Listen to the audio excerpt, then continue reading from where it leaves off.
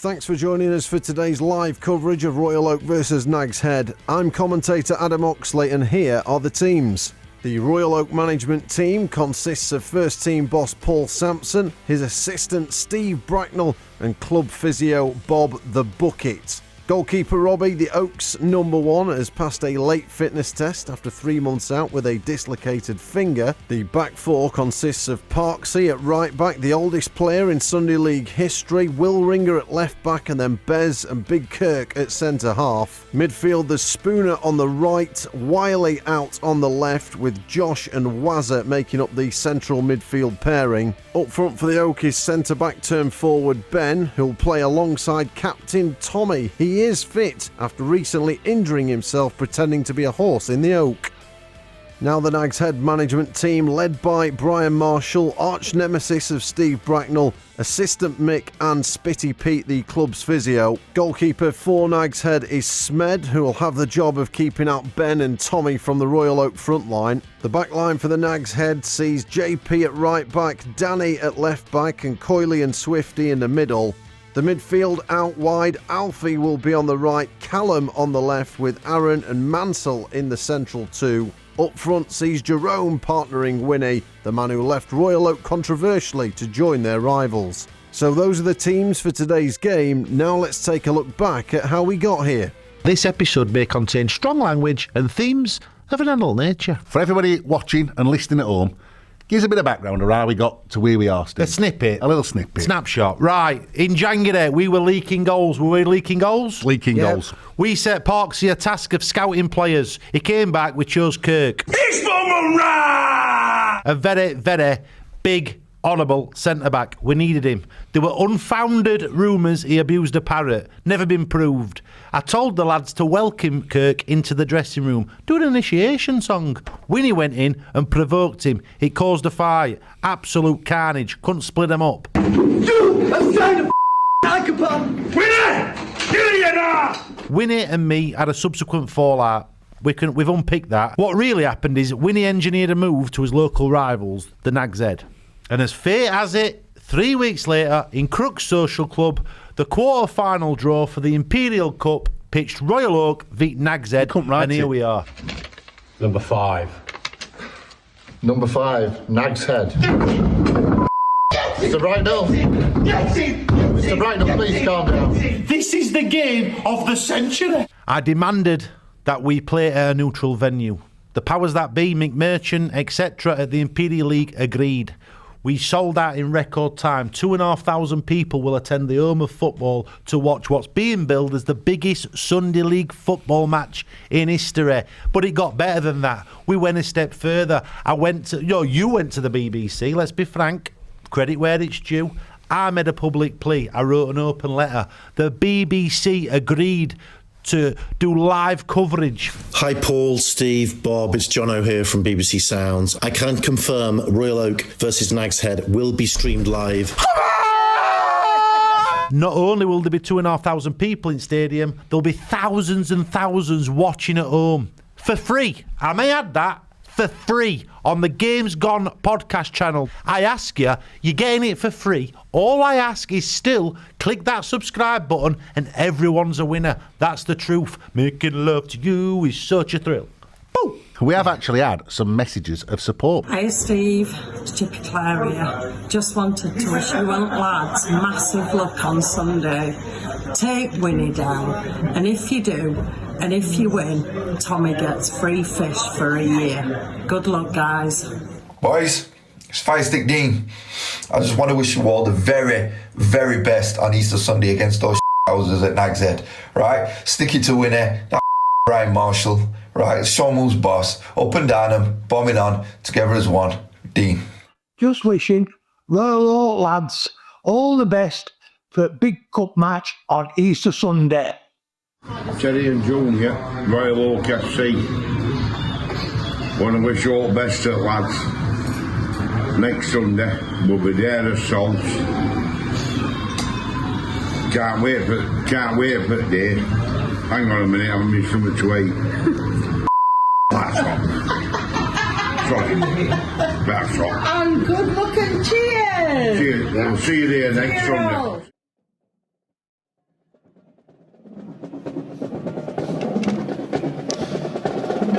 So welcome to the home of football stadium here in Dronfield for what's been billed as the biggest game in Sunday League history. The brass band are playing on the field of play at the moment in front of the Nags Head fans. There's only a few of them on the far side of the ground.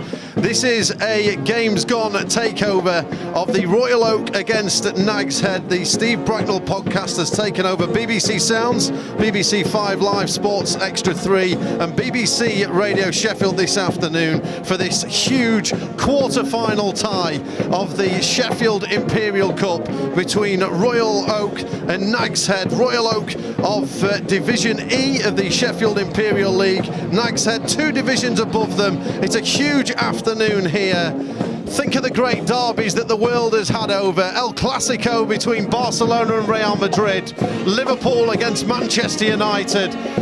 The Tyne and Wear derby, or closer to home, the Steel City derby involving Sheffield United and Sheffield Wednesday. But this trumps them all. This is Royal Oak against Nags Head. A huge game. Delighted to say, alongside myself, Adam Oxley, here in the commentary gantry at the home of football, is the former Doncaster Rovers and Chesterfield forward Lee Turnbull. Afternoon, Lee. Afternoon, Adam. Absolutely thrilled to be here today.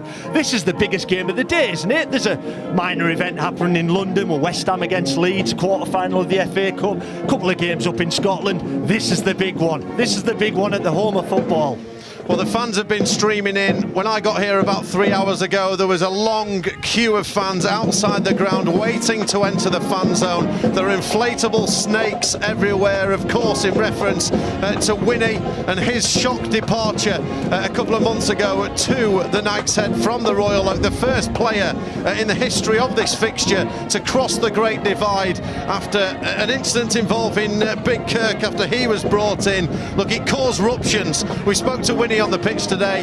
He is clearly up for this one. He is ready for the challenge today. The fans have been greeting him in the way you'd expect. Lee, look, a player crossing the divide up against their former team. We've seen the script before. He'll very much be trying today to steal those headlines. Let's not beat about the bush. A traitor. Winnie is a traitor. Being called a snake, a little bit offensive. It goes back to Sol Campbell. Sol Campbell leaving Spurs for Arsenal. Dennis Law leaving Manchester United for Man City. It's right up there with that one.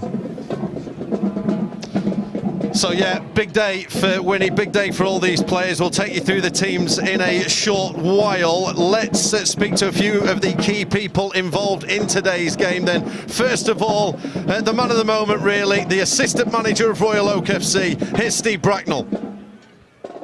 Steve, there was a big injury scare for Tommy. We understand he's starting. Just how big a boost is that for you? Massive. Bob assessed him this morning at 10 o'clock. We had him out on garden, doing some weight resistance. He's past fit. We're good to go. It's a massive boost for us and a psychological blow to them. Huge game. What's the big message going to be in the dressing room to your players? This is about keeping a lid on it now until the right moment. There's nerves, of course there is, but there's nerves in their dressing room. And there's a lot of pacing up and down, but it's about just relaxing. There's a bit of music on. We don't usually allow that on a Sunday, but I think today it's important. There's some bad language coming out of them fans, sorry. It's a big occasion though, isn't it? You can understand why it might spill over. Our biggest attendance before this was 23. To put that in perspective, put 2 noughts on the end of that. There's 2,300 here and thousands watching worldwide.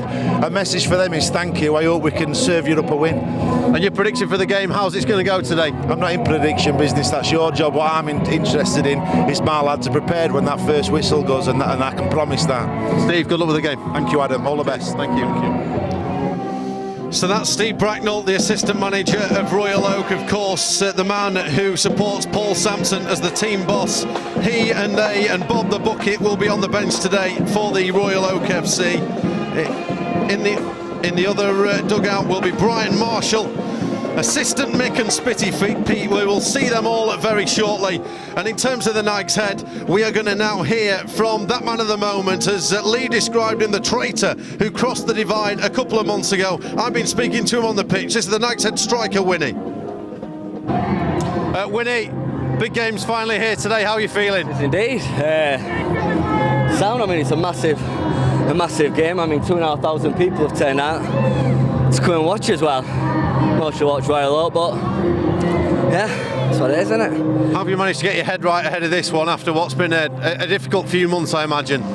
Yeah, well, I've come to Liverpool against a lot of abuse. Insane amounts of abuse in my inbox has been pretty vile, to be honest. I mean, looking around here, listen to him. It's been rough, but head on game, focus, that's all you can do, innit? And Parksy has started today. There's been a lot of speculation about him, the oldest player in Sunday League history. Will you and the Nags Head be targeting him today? Well, listen, man's older than Jesus Christ, right? He's had 3 testimonials, like. So, conversations being had, but listen, he's an absolute legend, and we're going to give him respect that he deserves. Have you thought about if you score today, will you celebrate? What's the thought process? Wait and see if I score, won't you? We will indeed. Are you going to confident you're going to win today? Yeah. Fairly. Winnie, good luck. Thank you very much. Thank you. So there's Winnie. Fairly confident, he says, that they're going to get the win today, and Lee, rightly so. Let's be honest, they're the division that the team that's 2 divisions above in C. Look, they're on for promotion right now to Division B of the Sheffield Imperial League. Royal Oak mid-table in Division E. Winnie and his colleagues got every right to come into this game wanting to win and expecting to win. There's no question that the Nags Head are the favourites, and Winnie crossing that divide has obviously spiked opinion, hasn't it, particularly in the Royal Oak camp. But yeah, they're the favourites for the game, Adam. Royal Oak have never beat the Nags Head either, so it's going to be intriguing. Can it be a David and Goliath affair? Winnie will be key to that. If he's on form today, it's going to be a real struggle for the Nags Head.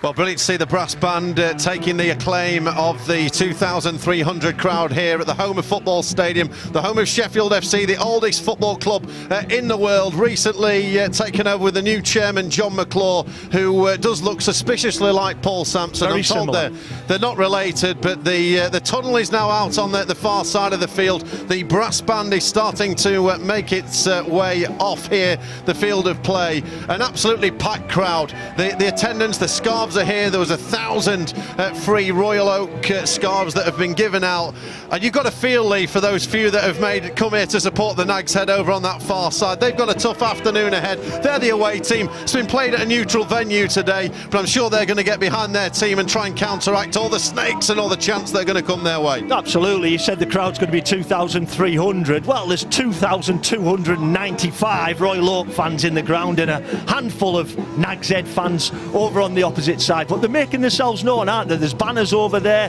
We can see the snakes in the ground from the Royal Oak fans, and the scarves that were given out, over 1,000 scarves given out free as well today. It's a big game. It certainly is a big game.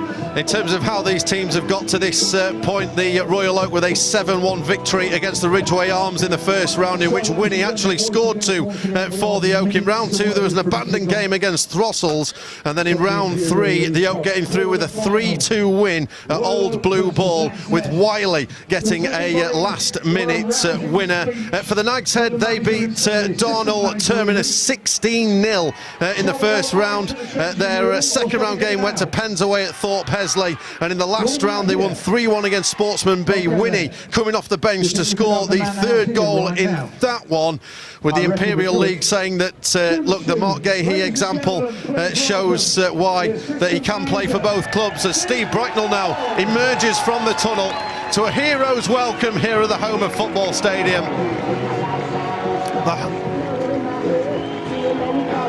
The flags are flying. There's blue smoke pouring into the air as Steve Bracknall comes out here. He's going to address the crowd, and while he does so, we will run you through the 2 lineups here. Is Steve Bracknall just checking that the microphone's working out on the field of play? We'll see if we can take a bit of this, actually. Manager of the Royal Oak FC, give yourselves a cheer. 18 months ago, my football club went viral. And it was you lot that changed mine and our Nicky's life, and I need to thank you from the bottom of my heart for that, alright? You queued up outside Meadowhall and you shut a shopping centre down. You sold out Sheffield City Hall. You continue to back me and back me, but I need your help one last time. when them teams walk out of here, I need you to raise your scarves, raise the balloons, light your smoke bombs, and cause a fucking atmosphere like they've never fucking seen before. So we've got to provide them. We've got to put it on. The more we play over, we stay together as one, alright? Well, that's Steve Bracknall done. Apologise for the language there from Steve. Clearly an emotional day for Steve and everyone else involved with that there. No questioning passion, Adam, is there? No questioning Big Steve's passion there. And the fans are up for it. Smoke bombs are out, balloons are on the pitch, scarves are waving above their heads. Well, Steve Bracknall has just walked back over to the tunnel over there. There is blue flares that have been let off in the stand across us. So 3 short stands here at the Homer Football Stadium. The one over to the left-hand side has only recently been erected over there as this crowd continues. Let's have a look at the teams then for today. So Royal Oak, Robbie has passed a fitness test 3 months out with a dislocated finger. He starts in net. The oldest Sunday League player in the world is Parksey on the right. Bez and Kirk in the middle with Will Ringer on the left. At the midfield sees Spooner and Wiley out wide. Wiley, who got that last-minute winner in the previous round. Josh and Wazza in the middle with Ben up front alongside Tommy, who is fit to play today after getting injured. With Housey on his back, pretending to be a horse in the Royal Oak. Yeah. Here comes the Nags Head teams here. The goalkeeper, Smed, the back four of JP, Coyley, Swifty and Danny. Across the midfield, Alfie, Aaron, Mansell and Callum. Jerome and, of course, Winnie up front, the only player to ever cross the divide. We'll take you through the subs bench once we get into the team and the 2 sets of players. But we are about ready here for the 2 teams to come out of the tunnel on the far side of the ground. A cauldron of noise is what Steve Bracknall wanted the players to walk out to here. The blue and black balloons are now wafting across the pitch. It's been an incredibly windy day, a windy 24 hours. We had hailstorms earlier on today, Lee Turnbull, when we were here at the stadium. It's an incredible setup. It's dry now. The blue sky's out on this famous pitch here, and we're about to welcome the 2 teams. You're a former professional player. What are they going to be feeling in that tunnel right now? Oh, tingle of excitement, won't there? Nervousness. You know what you need today? You need fire in your belly, but you need ice in your veins. It's such a big game for these boys, playing in front of a crowd that they've probably never dreamt about. 2,300 here at Sheff FC today. Yeah, they'll be nervous, Adam, without a doubt. The stars are out today. Angry Ginge, the YouTube sensation, is on the VIP balcony over on the far side of the ground. I wonder if they could have got him on a form. You know, that would have been a coup, wouldn't it? I'm sure he'd love to have played. He's not a bad player. Of course knows Steve Bracknall from the Baller League. Steve's helped him out a few times. Angry Ginge stood up there over on there. Look, this is a 9th tier football club. Sheffield Football Club were relegated last year into the Northern Counties East League Premier Division, but today this ground plays host to this incredible game, the fiercest rivalry in football, the biggest game in Sunday League history. As Sweet Caroline rolls around the Homer Football Stadium, and you can hear some of the fans belting that out now. Yet the cheers go up with the scarves waving, the blue and black shirts over there. There's even a little section of potential Royal Oak Ultras on the far side there. They're going to make their voices heard today. They can't wait for the players to come out of here. And look, who knows? It'd be a big shock if Royal Oak were able to pull this off today, but that's what the majority of fans inside this stadium are hoping for. It would be a huge shock, Adam, of course it would, you know. And I look at the Royal Oak team and the Nags Head team in the warm-ups, and I look at the four pillars of coaching, and I look at the technical angle, the tactical angle, the physical and the mental angle. Who's got that edge today? Who's got the legs to run beyond the opposition? Who's got the skill and the creativity in the middle of the park to open the game up? And ultimately as well, 2 goalkeepers are so important, aren't they? Robbie, as you've said, come back from that injury scare. He will be a busy man today. Very busy man indeed. We're already slightly delayed, as you would expect, with everything that goes around this football match and the excitement. The teams are definitely in the tunnel there. We can see the officials who have just got ready at the front of there. Your referee today, James Kay, assisted by Lee Foreman and Craig Holland. The stadium announcer is just about to welcome the teams onto the field of play. Here they come. They're about to get ready. You can see the supporters there on the right-hand side who are banging the advertising hoardings with their blue and black adorned and addressed. They are getting ready. You can tell that Steve Bracknall's probably got some final words of wisdom in there for everybody. Looking across on the far side, the Nags Head fans have got their big placards there as they welcome the teams. Here they come onto the field of play. Paul Sampson straight at the top there, punching in the air. The Royal Oak manager, led just behind by his assistant Steve Bracknall.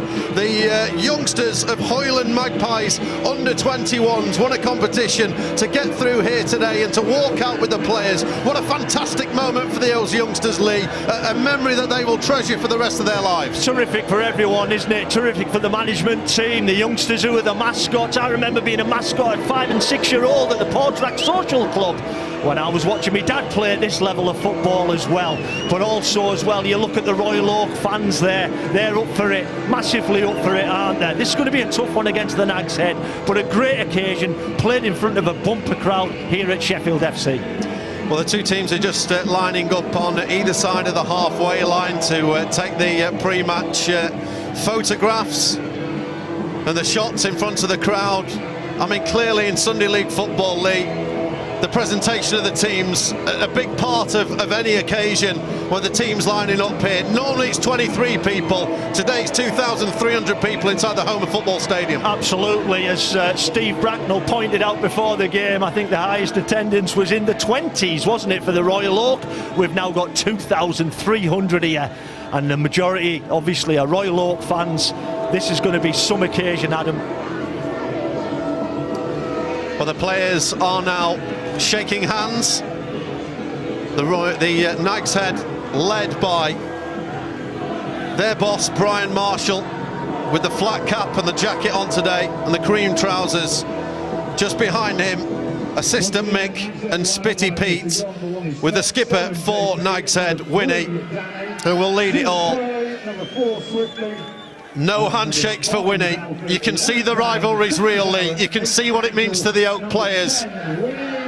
You can see it in their eyes, can't you, there in the warm-ups? You can see it in their eyes when they're coming out the tunnel and when they're shaking hands, or not shaking hands as the case may be as well. There's real rivalry here, Adam. We can smell the flares in the air now. Paul Sampson and Steve Bracknall just making their way across here. The dugouts are pretty much just below us, so we'll get a good sight on everything that's happening today. Big punch of the air towards us in the commentary box here from the Royal Oak management team. Paul Sampson in his blue shirt and blue tie. Conditions are perfect, aren't they, at the moment? The hail stopped, the rain stopped, the wind's abated as well. The pitch looks in reasonable nick as well, Adam, so hoping for a good game of football. Well, we are going to have a poignant moment before the game kicks off, where we reflect on Avon Donna Bradshaw, who was the first ever Royal Oak supporter. Steve also wanted this today to be a moment to reflect on grassroots legends up and down the land. His words, we stand on the shoulders of giants, from people in grassroots football. Paul Sampson telling the supporters to show some respect in front of us as the players are going to line up around the centre circle now for this moment. The Royal Oak substitutes, the management team, the Nags Head players and substitutes as well, down to our left-hand side. The referee and the two assistants in the middle, just doing the coin toss here with Tommy, the Royal Oak skipper, and Winnie, the Nags Head captain, in there. Referee James Kay just telling them what he expects this afternoon. He's going to go with the coin toss, and then we'll have this moment of reflection once the referee has just finished this. The Royal Oak players and management staff now linking arms. There is a handshake from Tommy and Winnie in the middle at such an important moment. Somebody that meant so much to Winnie, so much to all the Royal Oak players and staff. And then everyone will pause and reflect here at the home of Football Stadium.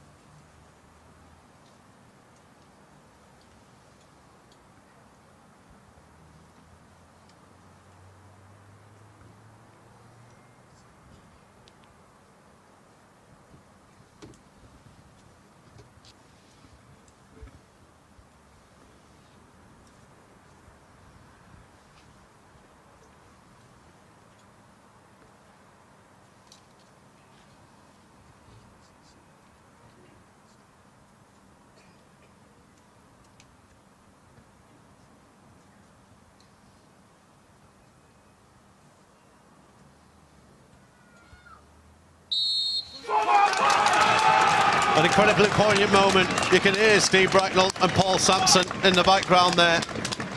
You could hear a pin drop inside the stadium, Lee. A wonderful moment to remember Avon Donner and also to pause and reflect on just everybody that makes this beautiful game what it is on a Sunday. Yeah, it's a magnificent tribute in it, and a lot of hard work goes into grassroots football, as we know. Wonderful tribute from the fans and the supporters, and both dugouts, I must say as well, were very respectable. We are about ready to get underway here. We see Bracknall there, hands clasped behind his back, just trying to take in this moment for them. A reminder that the Royal Oak have never been past this stage of the competition. They are trying to make the semi-final of the Sunday Imperial Cup for the first time in their history. Nags Head, two-time winners of the competition, back in 2006 against Chapeltown and in 2013 against Burley on penalties. But we are about ready to get underway here. Paul Sampson, hands in pockets, stares at the Nags Head area. He asks Brian Marshall what his hat's about. The verbals have started already between the two dugouts. Sampson isn't having it. And we are about to get underway here at the home of Football Stadium. There's the shrill of the whistle from James Kay. Royal Oak kicking from right to left in this opening half as Will Ringer gets an early ball forward there. You are listening to commentary of the Royal Oak against Nags Head in a Games Gone takeover. A Games Gone, the Steve Bracknall podcast taking over on BBC Sounds, BBC Radio 5 Live, Sports Extra 3 and BBC Radio Sheffield this afternoon. Early touches here for the Oak as they're looking to work the ball forward. A reminder for them, Robbie in goal, Parkside, Bez, Kirk and Will Ringer at the back, with Spooner, Josh Wazza and Wiley. An early challenge goes in over there. Matt Wynn already into the chest. He's not messing around, Lee. He's not indeed, and it was Wazza there, late, won it on Winnie straight away. Just looking at the formations, interestingly, Nags Head are playing 3 at the back, 5 and 2 at the top end of the pitch. Long throw going in the box. Well, as a header back to the edge of the area, Winnie's going to try and tee one up. And straight into the arms of Robbie early on there. Yeah, a good touch for Robbie. Big doubt, 3 months out with a dislocated finger. That'll be a concern. He'll want to get through these first exchanges. He will indeed, you know, no doubt that finger's strapped up today, but an early touch from Robbie there as well. Nags Head, as I've said, with a back 3, 5 and 2 at the top end of the pitch, where the Royal Oak are going 4-4-2, traditional. Yep, Danny just bringing the ball forward there. The 11 lads for Nags Head today. Smed, JP, Coyley, Swifty, Danny, Alfie, Aaron, Mansell, Callum, Jerome and Winnie. So do the 2 subs benches as well. The Royal Oak have got Waz, Kosh, Damo, Big L, Brad and of course Housey. Never pays his subs. Still likely to get 10 minutes at the end though. Subs for the Nags Head, Sasha, Bob, Seeker, Sean and Felix. So they're the players. We're 2 minutes in. 1/2 chance really for Winnie so far. It's a big booming header from the back here. Big Kirk at the back playing without a number on his back. He doesn't need one. Lovely touch there coming out from the back by Swifty for Nags Head, who turns round, plays a square pass across the back line. Pulling wide to this near side is JP, who's acting more of a wing back here. Nice hold-up play there by Jerome, but then Will Ringer steps in with a clearance towards halfway. Aaron with a touch. Neat and tidy here from Nags Head early on as Yeah. Danny will play it back in the middle here for Aaron, who's looking to sit deep for Brian Marshall's side. You can see the Nags Head style of play. They want to play through the zones, don't they? Look to unpick the defence of the Royal Oak, and at the moment they're having a good spell of possession early on in this game, which will give them a lot of confidence. Royal Oak at the moment just sitting in, accepting that they'll probably be on the other end of the possession stats, and no doubt the Nags Head will have more possession than the Royal Oak in this game, being the favourites. Well, a push there in the back of Winnie. I think we're going to get a lot of Steve Bracknall and Paul Sampson in the background of our commentary today. The dugout is just underneath the gantry. They're right into it, as you'd expect, as a free kick is given to Nags Head on the far side. Yeah, it'd be interesting to see what the Nags Head do here, whether they'll load the box. Looks as though a couple of the big centre-halves are going forward. In particular, Aaron there, and he's got a job in his hands. I think he's a big lad, and the Nags Head look powerful at this set play. Yeah, big swirling ball towards the back stick. Winnie will come across the right-hand side with the blue and black balloons coming across, but that's a lovely bit of work by this near side by Wiley, who will play it up over halfway. Tommy on the charge. He's going to try and shut down Smed here, but the Nags Head keeper deals with that well in the illuminous yellow today. Yeah, I'm going to Royal Oak in the blue and black Inter Milan shirts, and Nags Head in their white with the black trim. It's good comparison. Little double ricochet near side here. Yeah, good comparison. Real Madrid against Inter Milan, isn't it? In the colours on the strips on the teams today. There, Paul just having a word with Wiley beneath us. He looks as though he's one of the more lively players, let's say, for the Royal Oak. Wiley saw him in the warm-up, and he looks as though he's got a bit about him.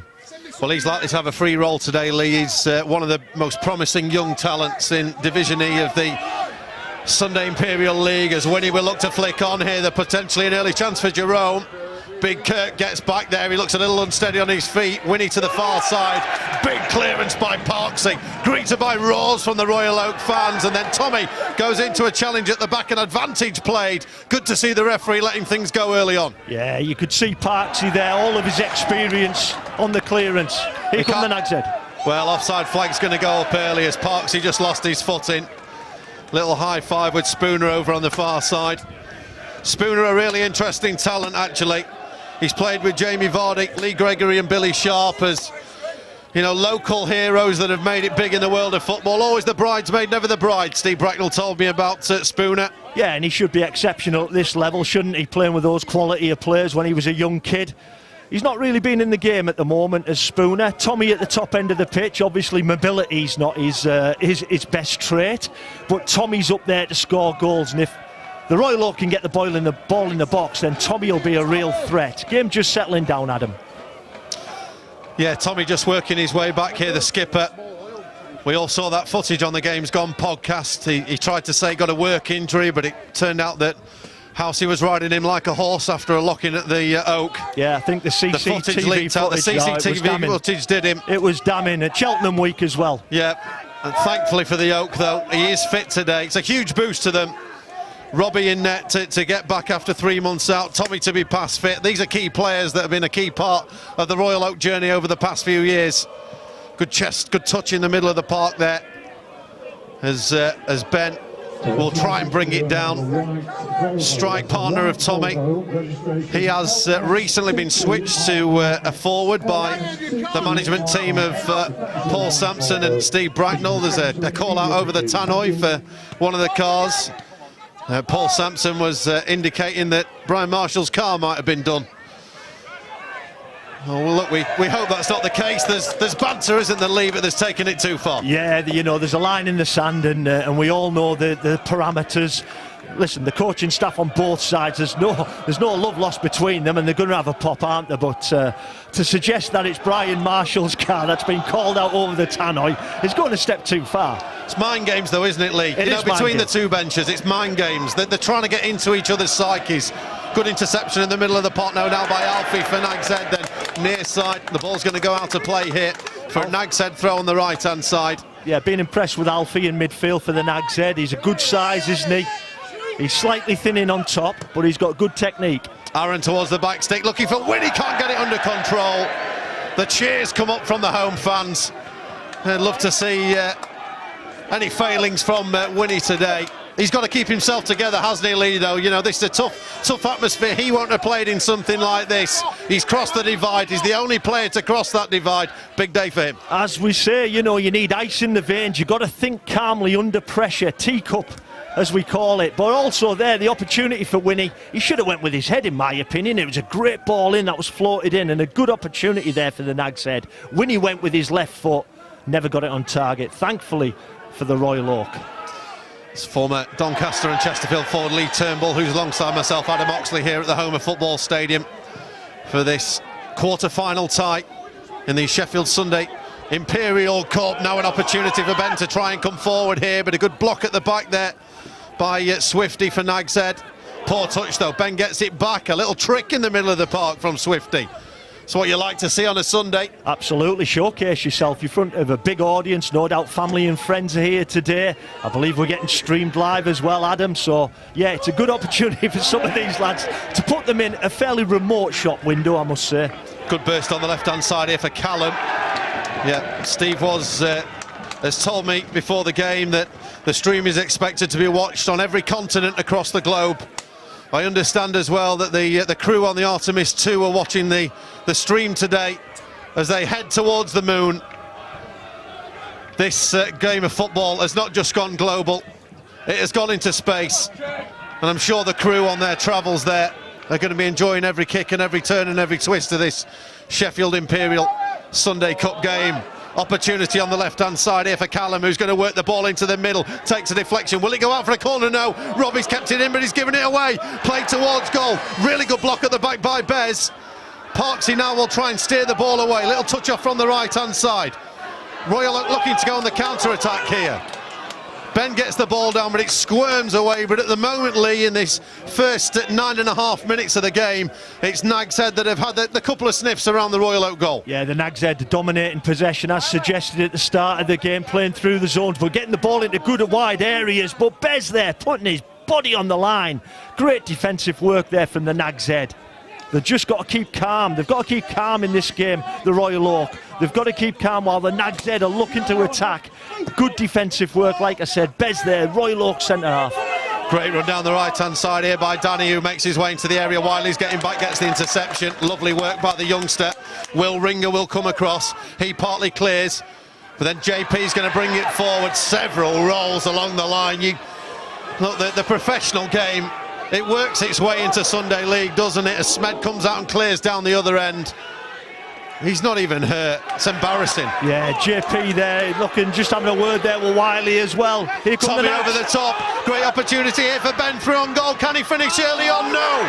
He goes down in the area. Steve Bracknall and Paul Sampson are on the pitch here. Bob the Buckets were on as well. They want a penalty, but referee James Kay's having absolutely none of it. What an opportunity there, first of all. Had a chance, Lee, to get a shot away, but then incoming with the challenge, I think it was Aaron, but not given. No, it wasn't given. You know, Ben there from the Royal Oak was through on goal, and the ball was bouncing. You know, the pitch is lively. He was trying to get it under control and get his shot off.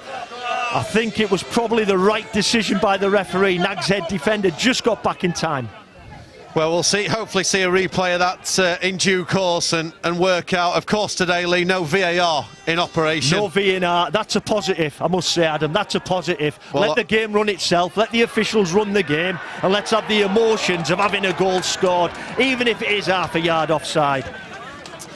Well, we're going to have a little look through here. So Tommy with a lovely chip pass over the top, a little header down there by Ben as he brings it under control. That's where he could have got it away. It's a good tackle. It's a good tackle from Aaron there. Was it Aaron? Yeah, Aaron coming in the back. Coming in there. He should have got his shot off earlier, but the ball, as suggested on a lively pitch, was just bouncing around there for Ben. Couldn't get a full contact on the ball, and Aaron came back for...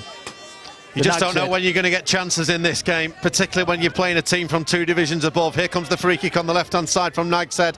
Worked over the top, Big Kirk with a header away. He's come a real cult favourite since coming into the team as a January signing.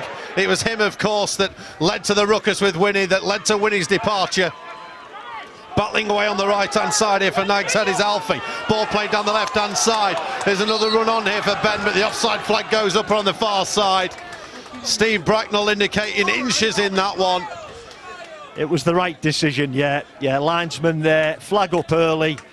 It was just went too early, the big striker. Just went too early, did Ben, trying to peel off the centre half and got caught offside.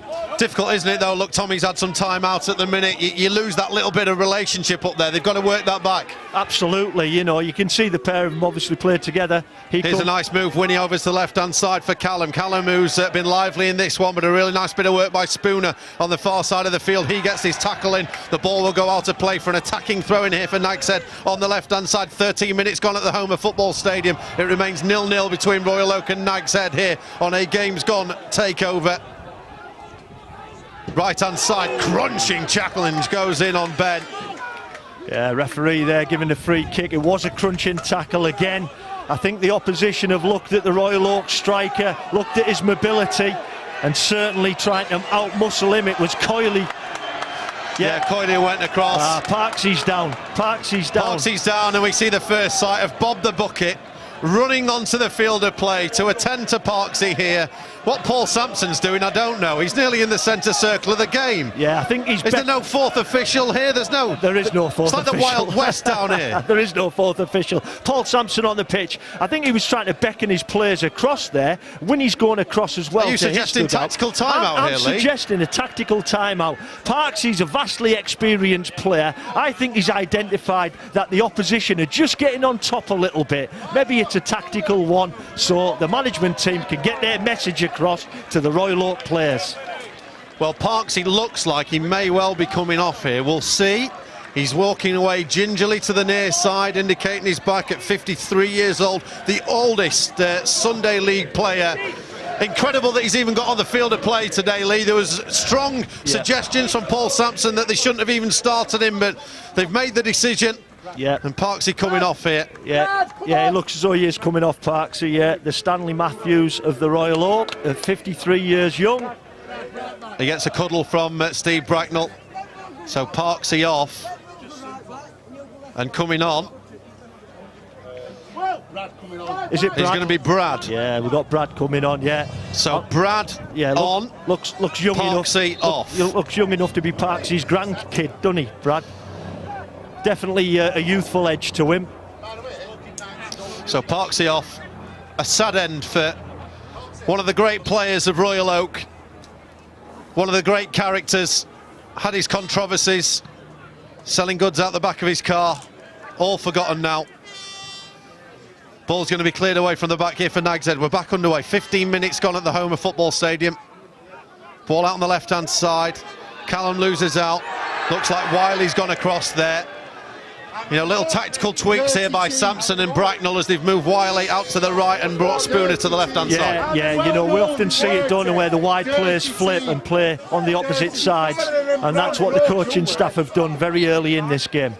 Paul Sampson picking out the brown brogues of Brian Marshall. Not happy with the fashion that he sees on show. Here comes Wiley down the right, lovely touch inside. He's going to get the ball on the edge of the area. He goes down just inside the box. The referee says no, it's going to be a corner. For me, Lee, that's a bigger shout than the first one. That potentially was a pen. That's really contentious from where we are, Adam. That's a penalty kick for me. Wiley, great skill on the edge of the box.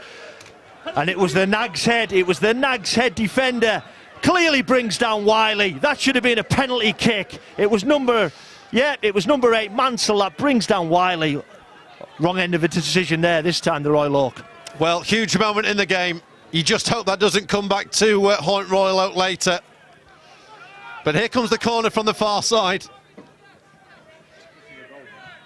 Whipped in towards the near post. Ben's in there in the box. Big Kirk appeals for hands as the ball is clear behind for another corner kick for Royal Oak. They're keeping the pressure on here, Lee. Yeah, it's a good spell from the Royal Oak, isn't it? Forcing 2 corners in succession, putting real pressure on the Nags Head. Again, there was a shout for a penalty kick for a handball there. As you pointed out, no VAR here today at Sheffield FC. No. Steve Bracknall wouldn't have it, Paul Sampson wouldn't have it, everybody in the ground wouldn't have it here today. Here comes the corner, this one whipped in towards the near post, it's bobbling around, can they get the ball away? Spooner towards goal! Just a yard over the top of the bar.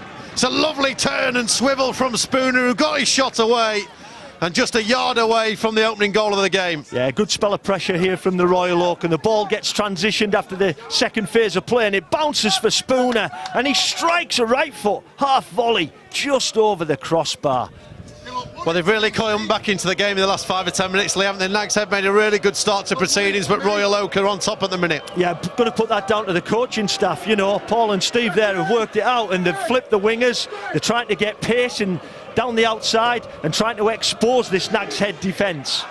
We can tell the levels in the games. Brian Marshall's down there with his iPad out, just getting things sorted. Here they go on the left-hand side, though. Mansell looking to get the ball in play towards the back stick. Brad just coming off the bench, tries to shepherd the ball out of play and does. It's a goal kick. Really good defending there from Brad off the bench. It's a big game to come into. He looks like he's settled really well. It's a huge game for the youngster to come into, and again they were attacking down the left-hand side there, the Nags Head, and a dangerous ball whipped in towards the far post, but well ushered out by Brad. Well played. 11 times these sides have met before. 7 times the Nags Head have won. There's been 4 draws. The Royal Oak have never beaten their rivals. The closest they came back in 2001. 2-0 up at half-time, the Oak were, but they conceded twice in the last 5 minutes to draw. Here's an opportunity on the right-hand side for JP for the Nags Head, who gets away towards the byline. Opportunity to cross, whips it back in towards the edge of the area. Will Ringer, not the best clearance, but he got enough on it. Coming forward on the far side is Corley for Nags Head, and the challenge comes in. A real strong one. There's a low 5 between the 2 sets of players. It was Waz again, wasn't it? That's the second crunching challenge from Waz in the game. Great challenge. And again, the both players got up, shook hands and got on with the game. Good to see. Incredible challenge. Yeah. Competitive. Yeah. Fantastic challenge coming in there on the far side of the field. It's going to be an Oak throw, far side of the ground. Yeah, just need the game to settle a little bit. We're almost half an hour into the game. Adam still 0-0. No side really have created that one golden opportunity yet to take the lead in this game, and I think the first goal will be pivotal in this game. You'd have thought so. Fiole's coming out. Ben, that's a poor challenge coming in behind, but the referee says he got the ball. Now Nags Head will look to work it away with Mansell. Callum's over there on the far side. He does look lively, but they just can't get anything going at the minute, Nags Head. Yeah, he does look lively. He's been the main threat, hasn't he, Callum, on the left-hand side there for the Nags Head. But yeah, it's been a good spell, a good 10-minute spell from the Royal Oak. After a good start from the Nags Head, where they had a lot of possession, Royal Oak have come right back into this game. Well, we were chatting to a number of the fans as they made their way into the stadiums earlier on. Incredible to think that there's fans that have flown in from Chicago, from New Zealand and from Ireland to be here at the game itself. Just an incredible effort from the Royal Oak fans worldwide, as there's a potential giveaway. Spooner was nearly in. It's going to be work to JP on this near side, who lumps one Peter Kay style into the air as it rolls down the right-hand side. Jerome will roll out there. Can he keep it in? Yes, at the byline. Big Kirk. What a challenge that is. Studs slightly up in the corner. Low 5 between the pair. There's some appreciation in there. The fans like that one. Yeah, huge, wasn't it? Huge challenge there from Big Kirk. Really dominant centre-half. Carries a little bit.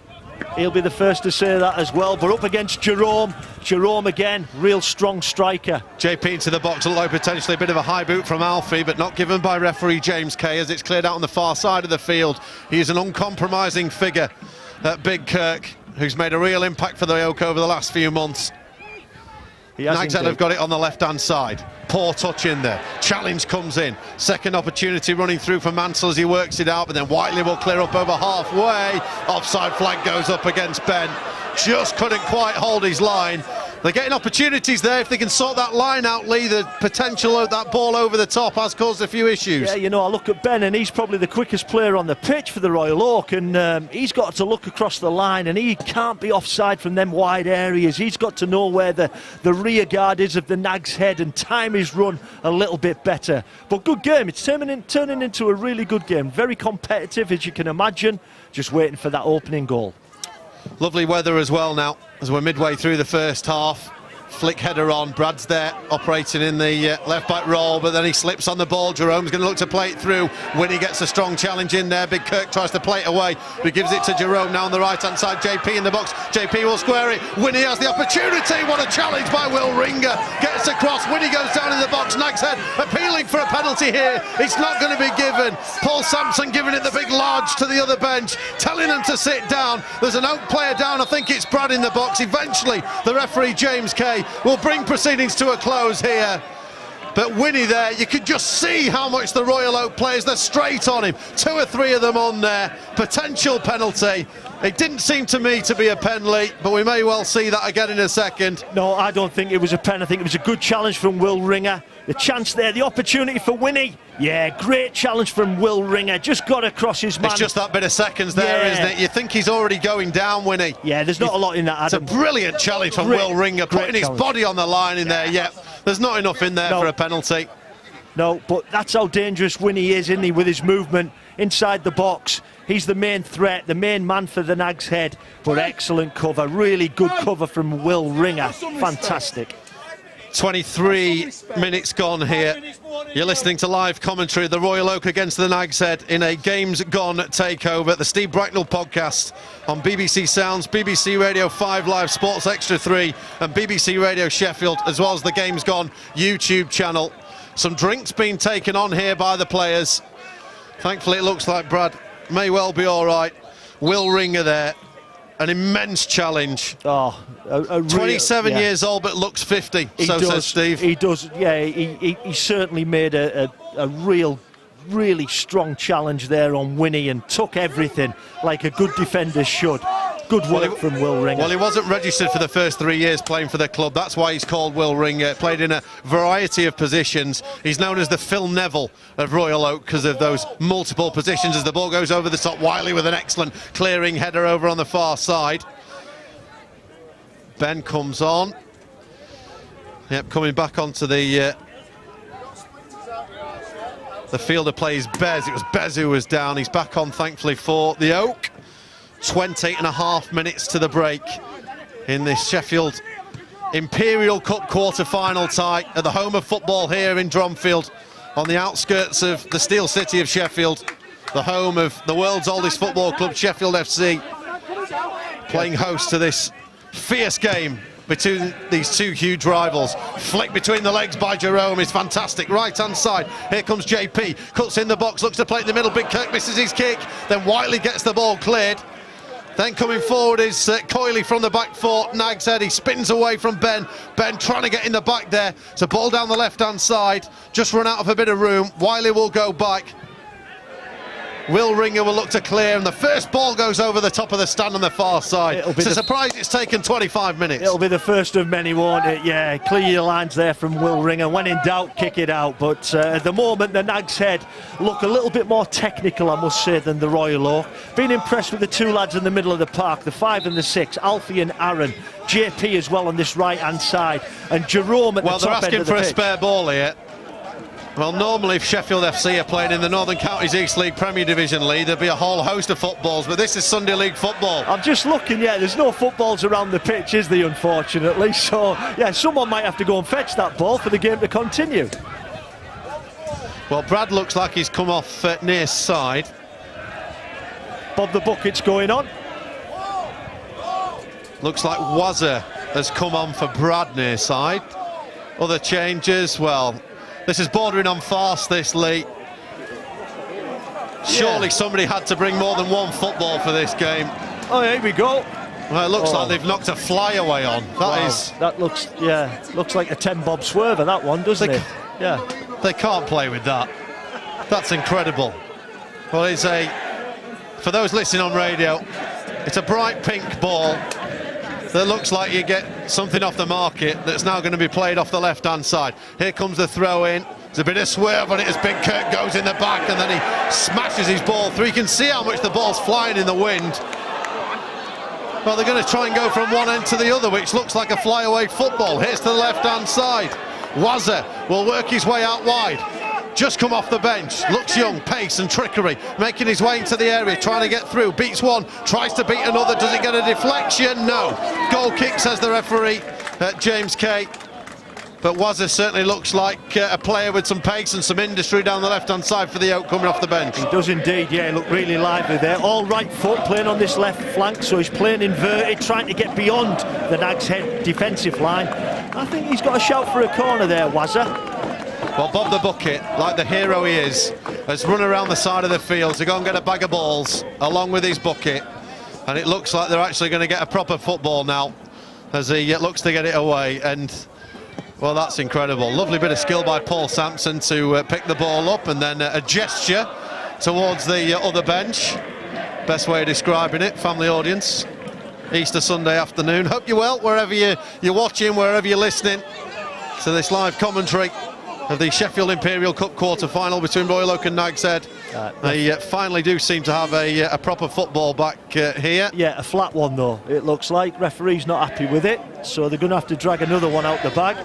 Yeah, well, that one's a bit of a soft. delay here while they just work this out. Steve Bracknall's going in the bag. Well, someone's in trouble for not pumping the balls up, aren't they? They are indeed. Well, you'd hope they get this sorted for the second half at least, or at least there's 2,000 people in here, Lee. Somebody could run out there and try and track that football down the Coaching Horses pub. Yeah. Just there. Well, that ball might be halfway to Chesterfield though by now. Someone's probably nicked it and stuck it in the car. Well, incredibly, the officials and the players have deemed that the bright pink football, the 10 Bob Swerver, is the best football that we have here. I mean, this is peak Sunday League, isn't it, Lee? This is what the game's all about. Absolutely, yeah. Get on with it, lads. The ball's round, it's made to go around. Let's get on with it. Well, it's a windy weekend, Storm Dave and all that, so we'll see what carnage that causes. Lee Turnbull alongside myself, Adam Oxley, here in the commentary gantry, the newly erected commentary gantry at Sheffield FC.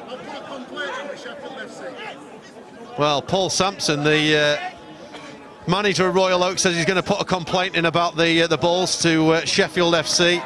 I'm pretty sure he'll know a guy he can speak to about that. Here comes a header away from the back. Swifty gets it down in the middle of the park. Challenging in there is Mansell. Opportunity for Aaron now. Tries to get his foot on the ball. A few better patches you'd expect on this pitch, but look, Sheffield FC didn't play on it for a good month or so due to waterlogging as the ball comes through to Jerome. Brings it down the flick with the outside of his right boot. Comfortable claim for Robbie in the Royal Oak goal in front of the Waitron Bilanchai Community Stadium stand over there on the far side. You can see the Sampson Electrics banners around the side of the field. Main sponsors of the game today, Sampson Electrics. Yeah, good ability there from Jerome, wasn't it, at the top end of the pitch for the Nags Head, but his shot just lacked power. But the Nags Head certainly, like as suggested, look a little bit more of a technical side than the Royal Oak. Royal Oak looking to go quite direct and trying to get balls in behind, particularly on the far side, on the right-hand side, through the pace of Ben. But they're dominating the middle of the park at the moment. Aaron and Alfie really controlling that for the Nags Head. Aaron's gone across the far side. Callum's pulled wide. Ben has tracked back a little bit to add a bit more steel in the middle of the park. Tommy's going to stay forward. You can still see the inflatable snakes around the necks of many supporters here. Those blue and black scarves as well. A real cauldron carnival atmosphere that Steve Bracknall wanted for this one as he comes up against his former player Winnie. That's an excellent ball forward though for Ben. Bags of space on the right hand side here for the Oak. Can he get a ball into the area? He plays it low. It's a lovely cross in. Big header away from the back stick there over to the far side. Again, Ben goes down to the box. A little half-hearted shout for a penalty there as once again Paul Sampson on the field. Ball's going to be played through to the left-hand side. Wazza can't quite get on the end of the ball, and it will be claimed here by Smed in the Nags Head goal. Yeah, good football there, wasn't it, from the Royal Oak? And it was the number 8, Josh, in the middle of the park, spreading out play to Ben, wide on the right. And Ben with, again, a lively ball, a bouncing ball. He had a claim for a penalty there, Adam, but strong challenge there from the Nags Head defender, and the ball was cleared. But are we looking at another sub? We are. Tommy. Yeah, Tommy's coming off here, the skipper. Kirk coming on. Well, it's not Kirk. So Tommy has come off. We've got 2 number 6s on the pitch. Well, Big Kirk's not got a number on the back of his field. There you go. So who knows? This may be a ringer. This Lee. could be a ringer. This could be the ringer that you talked about earlier on. Well, I did suggest. We know little about the number 6 for Royal Oak. Yeah, we know absolutely nothing about the number 6 for the Royal Oak, but he looks really fit and athletic. Does.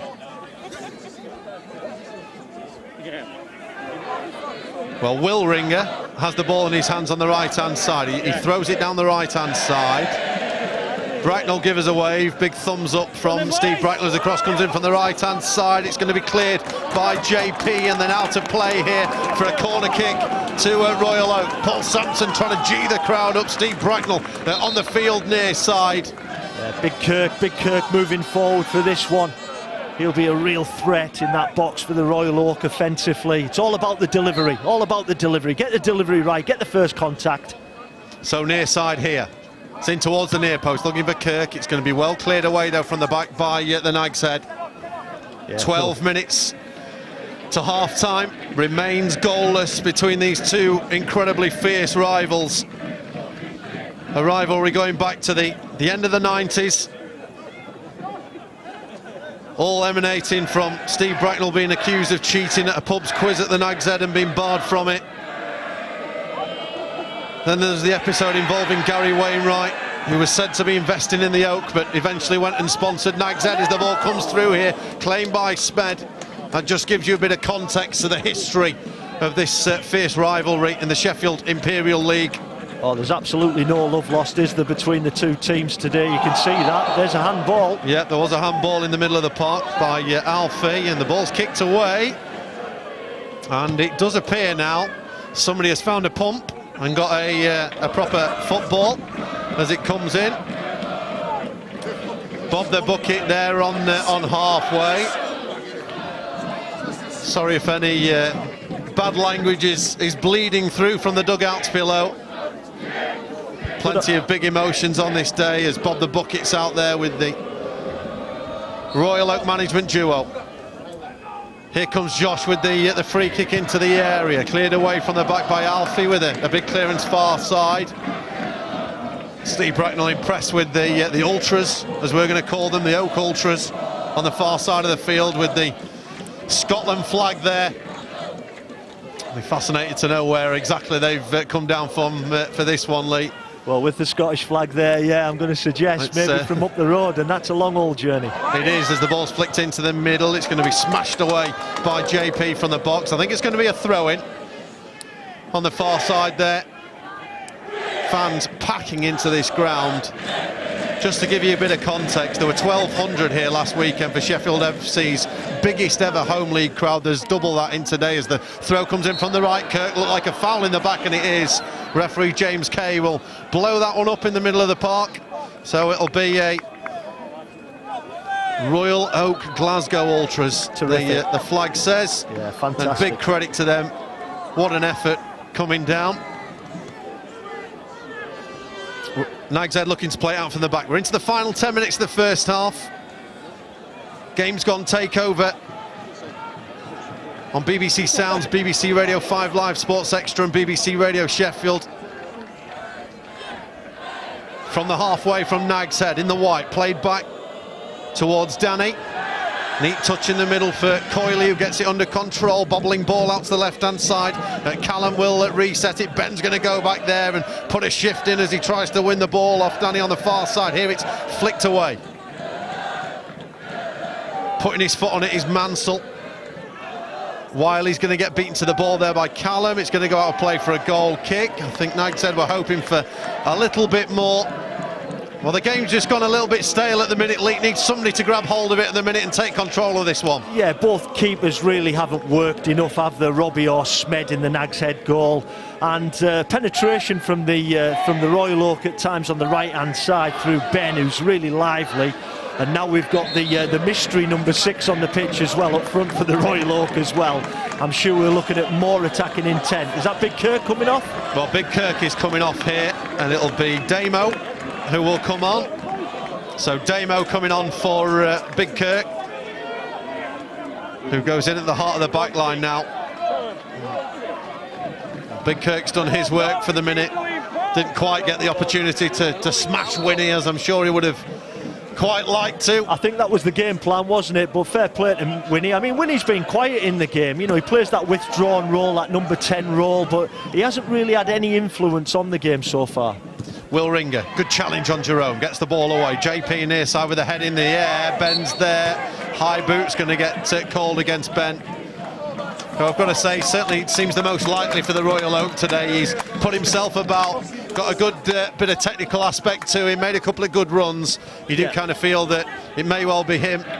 Given the majority of players on the pitch, he is one player that can run, Adam, actually. You know, he's fairly what athletic. You're indicating, Lee? He's fairly athletic, that's all I'm going to say. He's got an advantage over most of the other players on the pitch.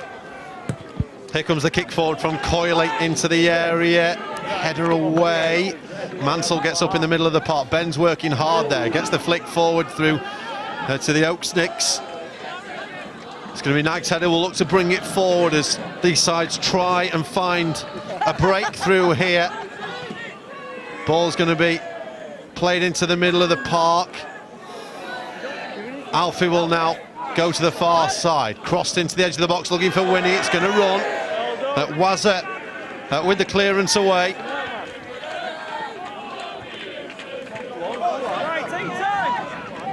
Now a touch backwards for Spooner.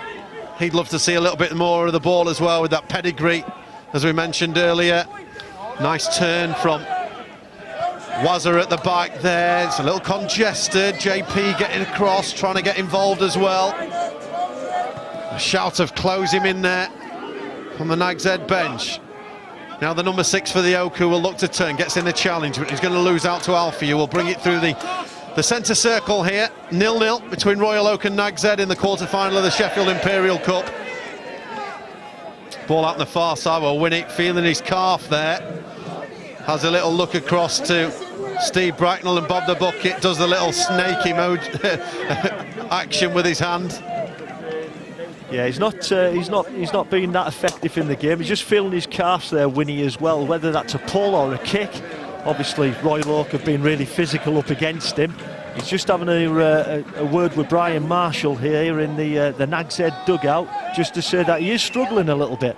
Yeah, it looks like they are going to make a change here, Nags Head, and it may well be Winnie who's coming off, feeling that calf. Paul Sampson's gone on there to confront him a little bit. The referee's assistant has in there. The physio for Nags Head comes on, Spitty Pete, as well as assistant Mick. The referee comes across. There's some spray going into that calf of Winnie. The only player ever to cross the divide between these two clubs. He was actually sent off in a game for the Royal Oak against Nags Head in the past. It caused an on-pitch brawl. It caused both teams to be punished. So there's plenty of history between the two sides, and of course Winnie, who has scored for both these teams in this competition this season, which is this season very unusual. Very contentious, isn't it, scoring for both sides in the same competition in the same season, but he's back on the pitch, Winnie.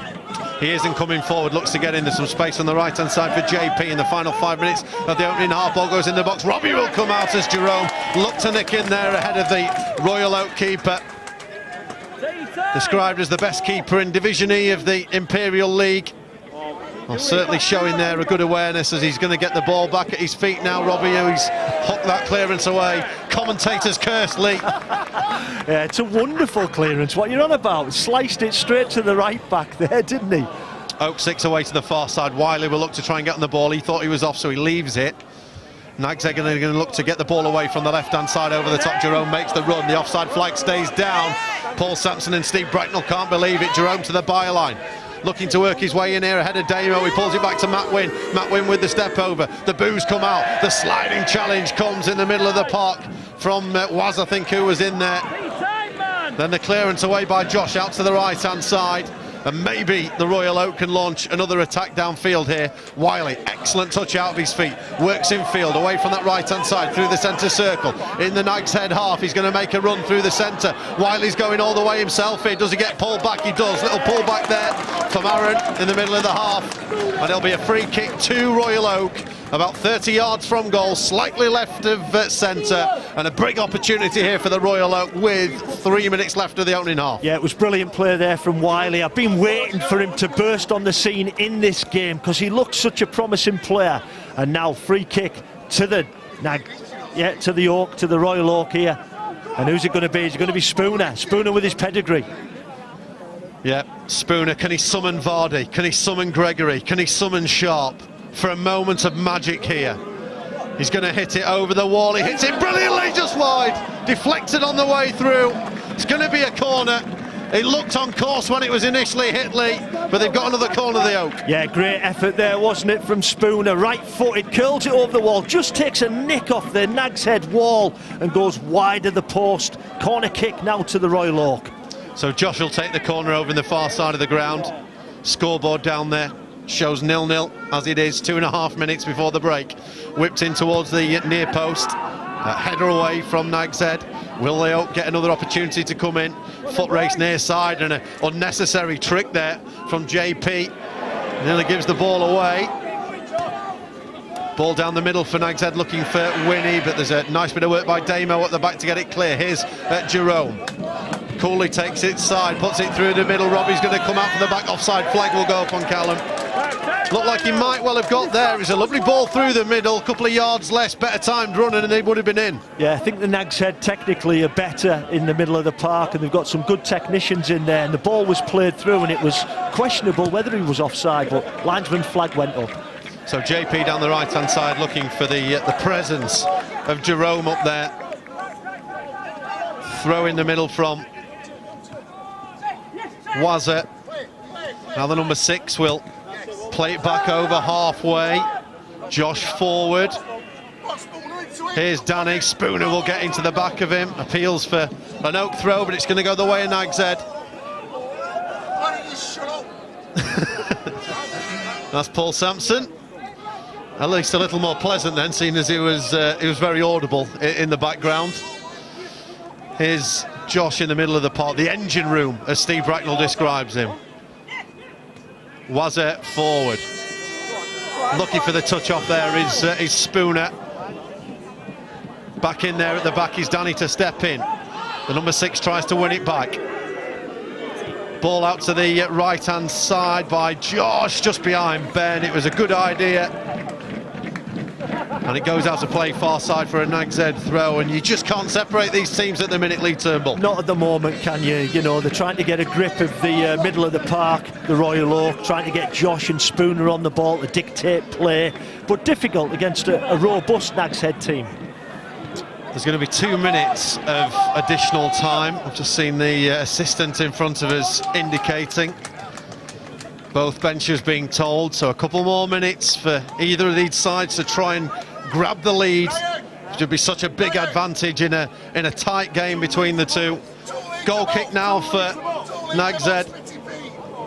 Spitty Pete just been reminded, the Nags Head physio, that they're 2 divisions above the Oak. Very much Royal Oak, the underdogs in this one. The Macclesfield to Nags Head's Crystal Palace, if you like, from earlier this season. What a moment that was for football. National League North side beating a Premier League side. This would be right up there with that. This would be right up there with that Macclesfield victory over Crystal Palace, who are the current FA Cup holders. But it's been an even first half, Adam, and I think both management teams will want to get their players in and analyse the first half and drill down on the detail. Free kick here to the Royal Oak. Again, Sampson and Bracknall on the field, orchestrating their players, showing absolutely no regard to the officials or the game itself. Bracknall will make his way back off the field, stalking around there like a lion, looking for to get a wildebeest. Headed away from the back. Here's Will Ringer forward. A clearance out far side. It has to be said, Lee, I think some of these players need 15 minutes just to regroup, maybe take on about 30 energy gels each of them, and come out for the second half. They'll certainly welcome the half-time whistle, won't they, the majority of the players out there on the pitch today, but both teams have had a really good go. And you can see, can't you, particularly in the wide areas, there is a little bit of pace and power. Just at the moment, the Royal Oak struggling to deal with the Nags Head in the middle of the park. Well, last free kick you'd have thought here, 20 seconds to go before we'll get the whistle. One last chance for Nags Head, potentially to load the box here. This would be a huge moment in the game for Nags Head if they could take the lead at the end of the first half here at the Homer Football Stadium in Dromfield. A hush descends on the ground. Whistle blows. Coyley over the top, header away by Damo. Really good work there as Wiley will play it downfield. The pacey number 6 looks to get away. A header out far side by Swifty, and there is the half-time whistle. Royal Oak will be very encouraged by that first half. The team 2 divisions down in the Sheffield Sunday Imperial League have held Nags Head to a 0-0 scoreline at half-time. Couple of opportunities. Spooner had that great turn and shot just over the top of the bar. The big penalty appeal when Ben went down in the box. That one looked like a fair challenge, but it was the one on Wiley that really looked like a penalty in there. Robbie hasn't had too much to do. Steve Bracknall's into the face of the referee. Paul Sampson telling Brian Marshall to get away from the officials in there. Lee Turnbull, I think Steve Bracknall and Paul Sampson will be pretty pleased actually at half-time. Look, there's work to be done, but they're very much in this game. Yeah, they're obviously hyped up. It's a massive game, isn't it, for the Royal Oak, and both the manager and the assistant manager will be desperate to get their lads into the dressing room, and the same with Brian Marshall for the Nags Head, just to analyse that first half. There's nothing really between the teams. The possession stats tell me that there's 60% possession for the Nags Head over the Royal Oak, because they have been dominating the middle of the park, and certainly with Alfie and Aaron in there, it's a real job on. And Wazza in the middle of the park for the Royal Oak, really making that physicality count at times. No chances at either end of note. A couple of half chances, Adam. I'd like to see a little bit more expansive play from both sides in the second half. Well, at half-time then, here at the Homer Football Stadium in Drumfield in the Sheffield Sunday Imperial Cup quarter-final. It's Royal Oak 0, Nags Head 0.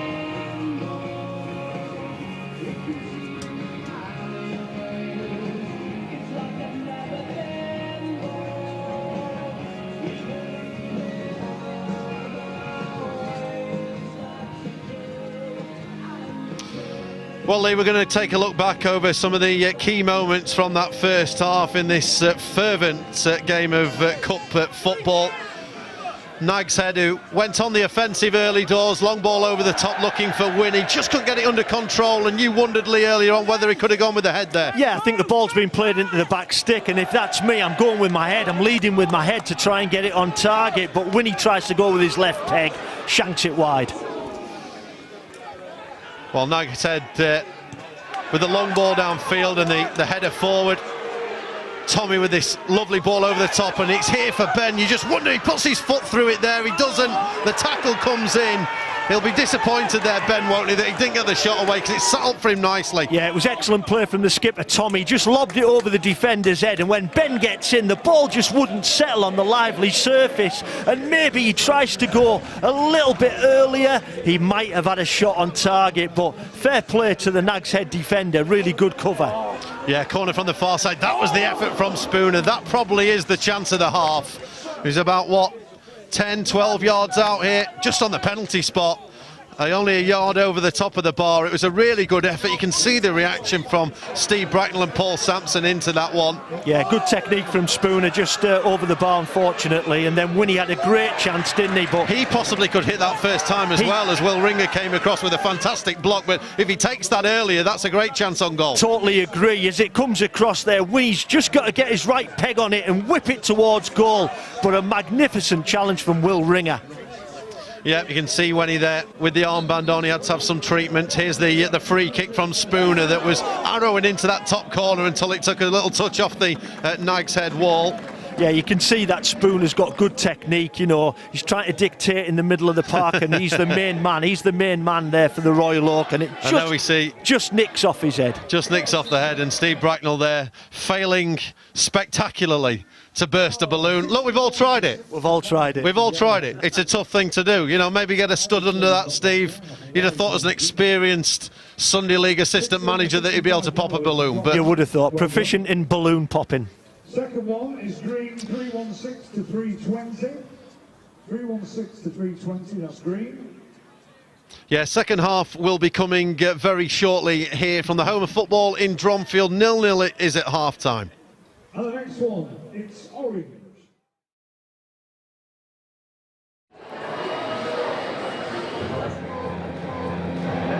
Who's there? Steve Bracknall, assistant manager at Royal Oak FC, Sunday League assistant manager. Yeah, nice to meet you. This is my club physio. All right, Lucy. Pleased to meet you. Nice to meet you. I've been having a debate with him. Oh yeah. He reckons there's no way, because he's a physio, St John's ambulance trained, there's no way My he leg. could play on with a broken foot. Do you want to feel it? I'd love to feel it. Where? There's the lump. She's right. Yeah. She's right, Bobby. You'll know that. Yeah. Told you that's 20 quid. So you didn't know during match? So I was playing the end of the season and I had a bit of pain. I didn't know it was broke. Oh, so you didn't break it in the match? No, I broke it before the tournament. Yeah. Oh, absolute warrior. Warrior. What did I say about her? My right back's 53. We need some young... I'm not that much younger. No, don't be that. When you hang up your boots, come and see Steve Bracknall. We'll convert to wing backs, up and down them. Barming on. Lucy, your inspiration to Thank Annika, you. Olivia, every lass and every bloke in country. I loved it. Respect. Nice to meet you both. Take care. Enjoy do. My mate Gabby. Are we friends now? Yeah. I mean, obviously, it was a big moment for me to be on Match of the Day. It won't happen again, I promise. Match at Day Studios. Wow. It's a lot bigger than I imagined. Sorry, who are you? Gabby, Steve Bracknall, assistant manager at Royal Oak FC. It's a pleasure to meet you, and I mean that from the bottom of my heart. What are you doing here? Have they not told you? No. I've joined Corporation. Game's Gone, the Steve Bracknall podcast. Available on BBC Sounds, YouTube, job lot. Can we get this guy? No, I don't want to cause you any problems, Gabby. I'll leave. I'm having a nosy. I'm going to be honest with you. You deserve this gig. You've put some rate grafting over the years. Our Nicky loves you. Same goes for Chappers. Really nice bloke. You can just tell. Do gorillas eat meat? Chimpanzees do. That's, do they? Yes. Yeah, they're very savage, chimpanzees. Yeah, but if a chimpanzee killed you, they wouldn't eat you, would they? Yeah. Big John. How are you, Steve? My mate. How are you? Good? All right. Haven't got us a ticket for tonight, though, so a few question. Royal Oak wins Sheffield Sunday League trophy. Yeah. Prestigious. It is prestigious. We're having a banquet after. What's ordered for winning trophy? B2, the bloke with special. What's B2? Mixed hors d'oeuvres, crispy aromatic duck, then you get sweet and sour chicken, egg fried rice, special charming, mixed veg, shredded, crispy beef, and you can add on a few bits as well. And fritters for after. Serena! She didn't notice. Tell you what I want to meet. Barry Venison. Oh, Serena, it's absolutely fine. So funny. You're an inspiration to me. You're an inspiration. Thank you for coming up to me. Lovely woman. Dr. Beckett's here too. You're really funny too. Serena, those who brought me the bookies. Absolute class act. We love her. Brilliant. I'm absolutely buzzing. I'm buzzing. We're back in game, Bobby. He's absolutely beautiful, Thierry Henry. He's beautiful. He's an absolute stunning man. He was a stunning player, and he's a stunning man. Everything about him oozes class. Everything about him just oozes. Chloe, Steve Bracknall, assistant manager at Royal Oak FC. You've won more games at Ball League than me. Did you get that? I need your team talks. You find out who wants it when chips are down, Chloe. Question for you. When you're walking up to take that penalty, genuinely, be honest with me, heart to heart, what's going through your head? Just me and the goalkeeper. Do you know where you're going? Do you know your spot? I know my spot. Stick with it. Stick to the process. I told you. I told lads at training, pick your spot, know where you're going. Don't be second guessing, confusing yourself. Am I right? Yeah, for sure. Brilliant. Chloe Kelly now. Beautiful. Beautiful. Beautiful man. Come on, BBC Breakfast, wrap it up now. It's hard that. Gladiators. BBC. They're in. ITV Gladiators. It isn't. They've never changed. It's on BBC. That's an absolute. I'm ready. Thierry, Steve Bracknall, assistant manager at Royal Oak, Sunday League football team. What Sunday League? I can't even play there. Have you ever played Sunday League? I will never make the squad. I'm dead. I can't play anymore. No. I'll play you deep. I'll play you behind back four. Just spread it. You don't need to do any running. Then maybe then I can. Makalele role. Your mate Makalele. I can maybe do that. I don't know. My striker Tommy. Yeah. 3 goals in 14 games. What's your advice for me to snap him out of it? Wow. Because at minute he's having fish and chips. How long did he play? Like the minutes? He played all the games, fully? I want him to play 90. Fully? He played all the games fully? Yeah. Tell him to put the ball in the back of the net. Simple as that. He's having fish and chips on Saturday night, Chinese on Friday, Indian Thursday. I go on, Terry. That maybe has to stop. What did you eat before the game? The usual pasta, fish. Mars bars. No. Energy chocolate, Jaffa cakes. You never had a Jaffa cake before the game? Not before the game, no. It depends on your Sunday league, you said? Yeah. Okay then. That's the answer. Jerry, enjoy your night. You're a legend. Thank you. Central midfielder, spraying it. What a player, what a striker, what a man. Unbelievable. I wanted to lick him.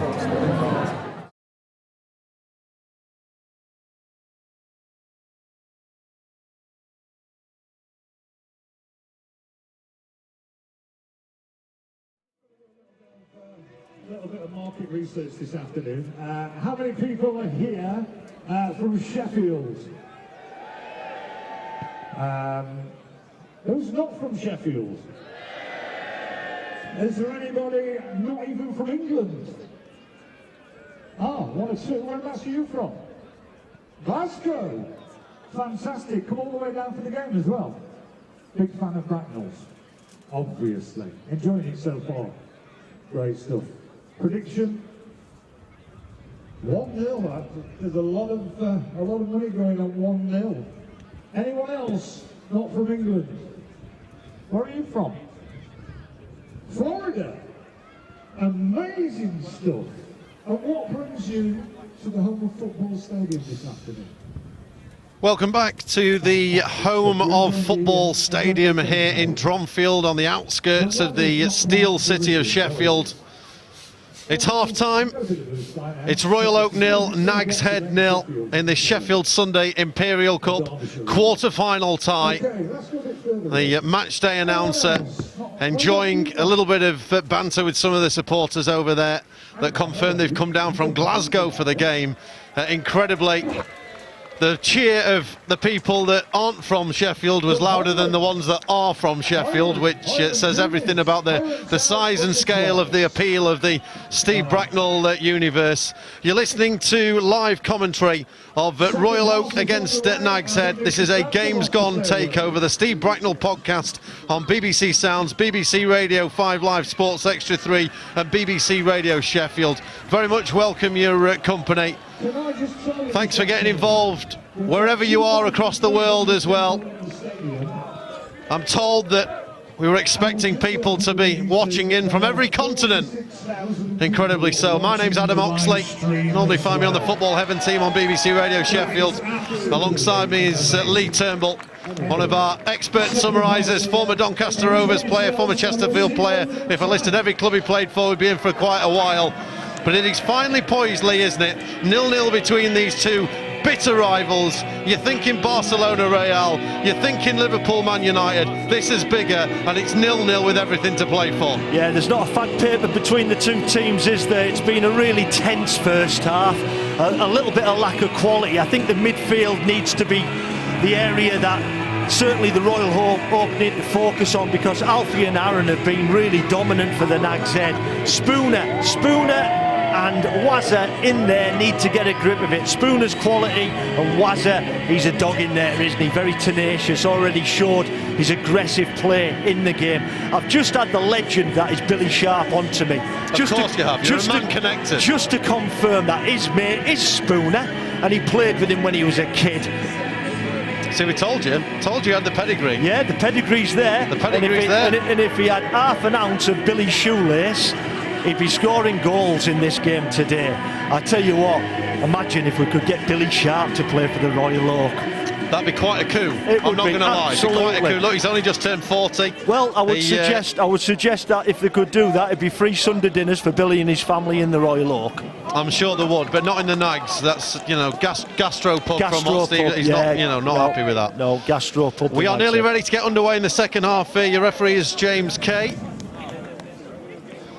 Winnie currently on the subs bench, but being Sunday League, we have seen players coming off and back on at the minute. There is the shrill of the whistle. Tommy is back on. I would run you through the two lineups, but quite frankly, there's not a lot of point. We'll commentate you through the second half as the ball's going to go out of play on the far side of the ground. Paul Sampson, the manager of Royal Oak, telling me to keep the noise down on the gantry. I'm not sure if he knows how a worldwide stream works, but you know, it's a shame. Such a an big emotional character game. in there. He's an emotional guy, but look, ball getting played through early on here to Bob, the half-time substitute for Nags Head. Nice little turn in the area. Gets his shot away a couple of yards wide of goal. It's a neat turn. He looks like he's going to add a little quality off the bench, does Bob? Yeah, again, you know, he got away there, did Bob, the half-time substitute for the Nags Head. Chopped it back onto his left foot, tried to get a shot on target, just wide, thankfully, for the Royal Oak, but showed a little bit of quality there, Bob. Just getting it on his right foot there, chopping it onto his left and whipping it just wide of the Royal Oak post. Well, it looks like Bob's going to operate a little on the left with Seeker coming on at half-time through the middle, the number 14 for Nags Head. Good to see Big Kirk back out there. Good to see Tommy as well with the armband back on for Royal Oak. Back from injury after his late-night lock-in-based injury at the Oak. Swirling ball over the top. Dealt with in part, but it's going to be worked back in by Bob on the left-hand side to the byline. Neatly turns it in. Dummies the cross, quality up in the middle. Will Ringer's going to miss the head, but Royal Oak will get the ball away. It's swirling in the windy skies here above the home of football stadium, the home of Sheffield FC, the world's oldest football club. A little tug in the back there by the number 16 for Nags Head. Felix in there. Certainly looks like Brian Marshall has brought on plenty of fresh legs for this second half, Lee. Something for Steve Bracknall and Paul Sampson to get their head around and work out. Yeah, whether that was the game plan from the Nags Head, just to keep a couple of lads back on the bench, knowing that he might not get 90 minutes out of a few of them. Good management from Brian Marshall, because these lads already have made an impact. Ball towards the edge of the area. Head away from Sasha at the back. Going in there is Josh, the engine room for Royal Oak on the far side. Early touches here, Sean, another one at half-time, who looks to get the blocking in the middle of the park. Seeker is back there, works it to halfway. 0-0 between Royal Oak and the Nags Head for a place in the semi-final of the Imperial Cup. Offside flag will go up against Aaron. He certainly saw plenty of the ball in the first half for Nags Head. But the longer this goes on, Lee Turnbull, the more and more that the Royal Oak will feel that they can do what they've never done before and make it through to the semi-finals. Absolutely, you know, it's one of those games where, obviously, being the underdog, sitting a little bit deep at the moment, the Royal Oak, probably relying on counter-attacking football, and it's the Nags Head who at the moment have started the second half really well. The substitutions, Sasha in particular and Bob there, have made a real difference to the tempo and intensity of the game at the top end of the pitch. Well, there's been a change for the Royal Oak. The ringer, number 6, has come on as Wiley nearly steps in, but Sasha there getting an important foot away. Ball back to Spooner, stands up the cross, nobody at the back post. Tommy's in there, look at him running away. What a player he is, the Oaks regular scorer. Had been on that long scoring drought, but before his injury finally managed to break that. This place would go bananas if Tommy got a goal today. Yeah, and you've got to give Tommy the service, haven't you? The Royal Oak have got to get the ball high and wide at the top end of the pitch, and like Spooner did there, get good quality into the box, and if he can get that ball in towards Tommy in the 6-yard box, we know what his finishing's like, Adam. He's spot on. Well, we're just seeing now footage of Steve Bracknall, with the double jump on the balloon. He has perfected that balloon popping technique in the break. Of course he has. Absolutely. You know, a man that of many hidden talents. Many skills, obviously a perfectionist as well as Steve Bracknall, but yeah, a good double-footed jump on that, bursting that balloon, yeah, terrific. 0-0, 4 minutes gone, second half. It's a bit of a hush around the stadium. It's expectant, isn't it, Lee? You know, you can feel that there's going to be some drama here, and a reminder to people, if it's level at 90, no extra time, we will go straight to penalties. Straight to pens, yeah. You could feel the anticipation of the crowd when I came into the stadium at 11:30 this morning. You know, they were queuing up round the block. And again, all of them, the majority of them, Royal Oak fans, and they were all buzzing for this game. Obviously, the excitement and the adrenaline sometimes drains the players as well at times. Was with the run. Cross on the left-hand side from the ringer, number 6 nearly falls to Tommy in the box. Clearance up in the air. Bob will try and bring the ball down on the edge of his area. That's a cultured ball out to the left-hand side. Neat and tidy from the Nags Head here as they work it down the line. Parksy, who's back on the field of play as well. What a challenge that's in. Steve Bracknall gets him up and gives him a big shove in the back of the head. 53 years old, the oldest Sunday League player. Huge experience there from Parksy, knowing that he had to time his tackle right. All of them years of experience, getting low into the tackle and winning the ball. Terrific.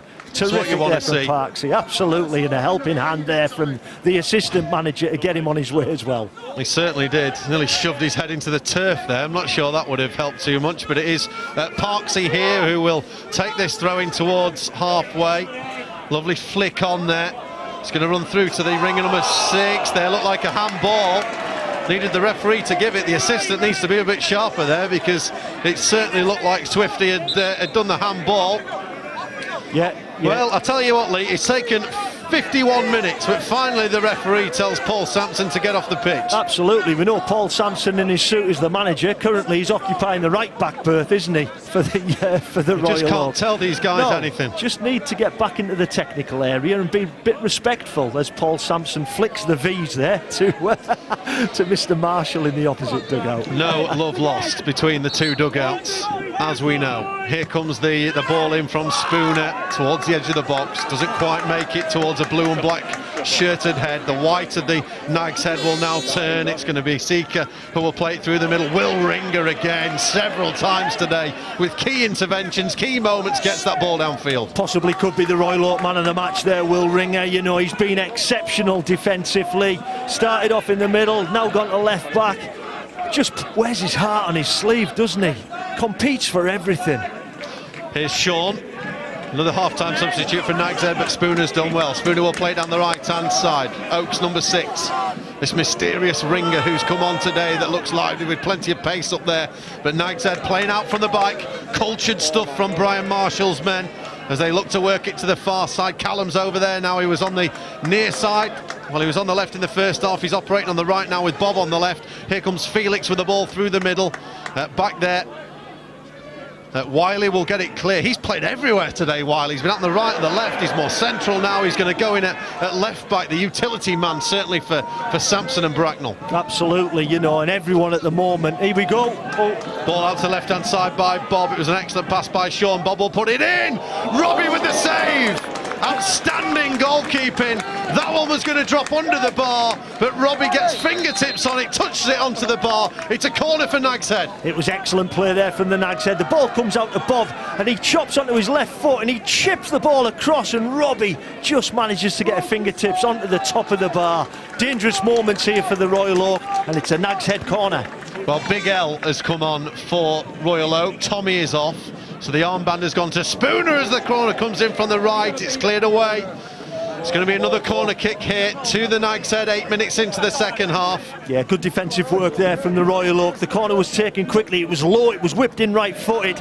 And just as the number 3 there, Danny got a foot on the ball. Not sure there was a touch off an Oak player, but it's certainly been given for another corner. I'm going to give the Oak a bit of credit there. I think there might have just been a deflection there of one of the Oak defenders, but it's another corner kick to the Nags Head, taken right-footed. Corner right-hand side, this one again taken in low. Looking for Callum. It's cleared away. Felix in there with a good header. And then Josh will play up to halfway. Big L with the nod on. No wrong with that is the cry from the Royal Oak bench. Yes, a very technical and tactical term there from the bench of the Royal Oak. And they're quite right. There was nought wrong with that, was there, from Big L? So throwing on the left-hand side for the Oak. This stage, the quarter-final, the furthest they've got in this competition back in 2019. Unfortunately, Bob the Bucket scouting the wrong team, went to Ecclesfield Park and not Hillsborough. And unfortunately, that meant keeper Robbie dived the wrong way for every penalty that was on the bottle. Such a shame. Great opportunity to get through to the semis in 2019, but yeah, what can you do when the physio scouts the wrong team? Exactly. Mixing your parks up is a fatal sin, isn't it? Certainly in the analysis department, and I'm pretty sure, having seen and read some comments, they were most displeased with Bob going to the wrong park. Yeah, they were, but you know, physio is a physio. You ask him to do too much. There's Sasha looking to get the ball cleared. for Nags Head. Does well. Oxley looking to get those ageing legs motoring back. Bob will get away from him. Runs it up to the edge of the air. Huge chance here for the Nags Head. Into the box. Looks to ghost back inside. Challenge comes in. I certainly felt he could have done more. It's shoulder to shoulder as Royal Oak will win the ball back there. Bob in the back with a short free kick given. It's a huge opportunity missed for Bob for me, Lee. Why didn't he turn and go for goal? Yeah, I'm looking at Bob and I'm thinking you've outrun Parksy, and then it was Josh coming across for the Royal Oak that made a vital interception for the York. But yeah, Bob's got to do better there for the Nags Head. Well, Spooner's coming off. We're going to see Ben come back on. We're also going to see Wazza come back on. Love's running. According to Bracknall, so much so that he's nicknamed Forrest Gump in the group. Brilliant nickname, brilliant nickname.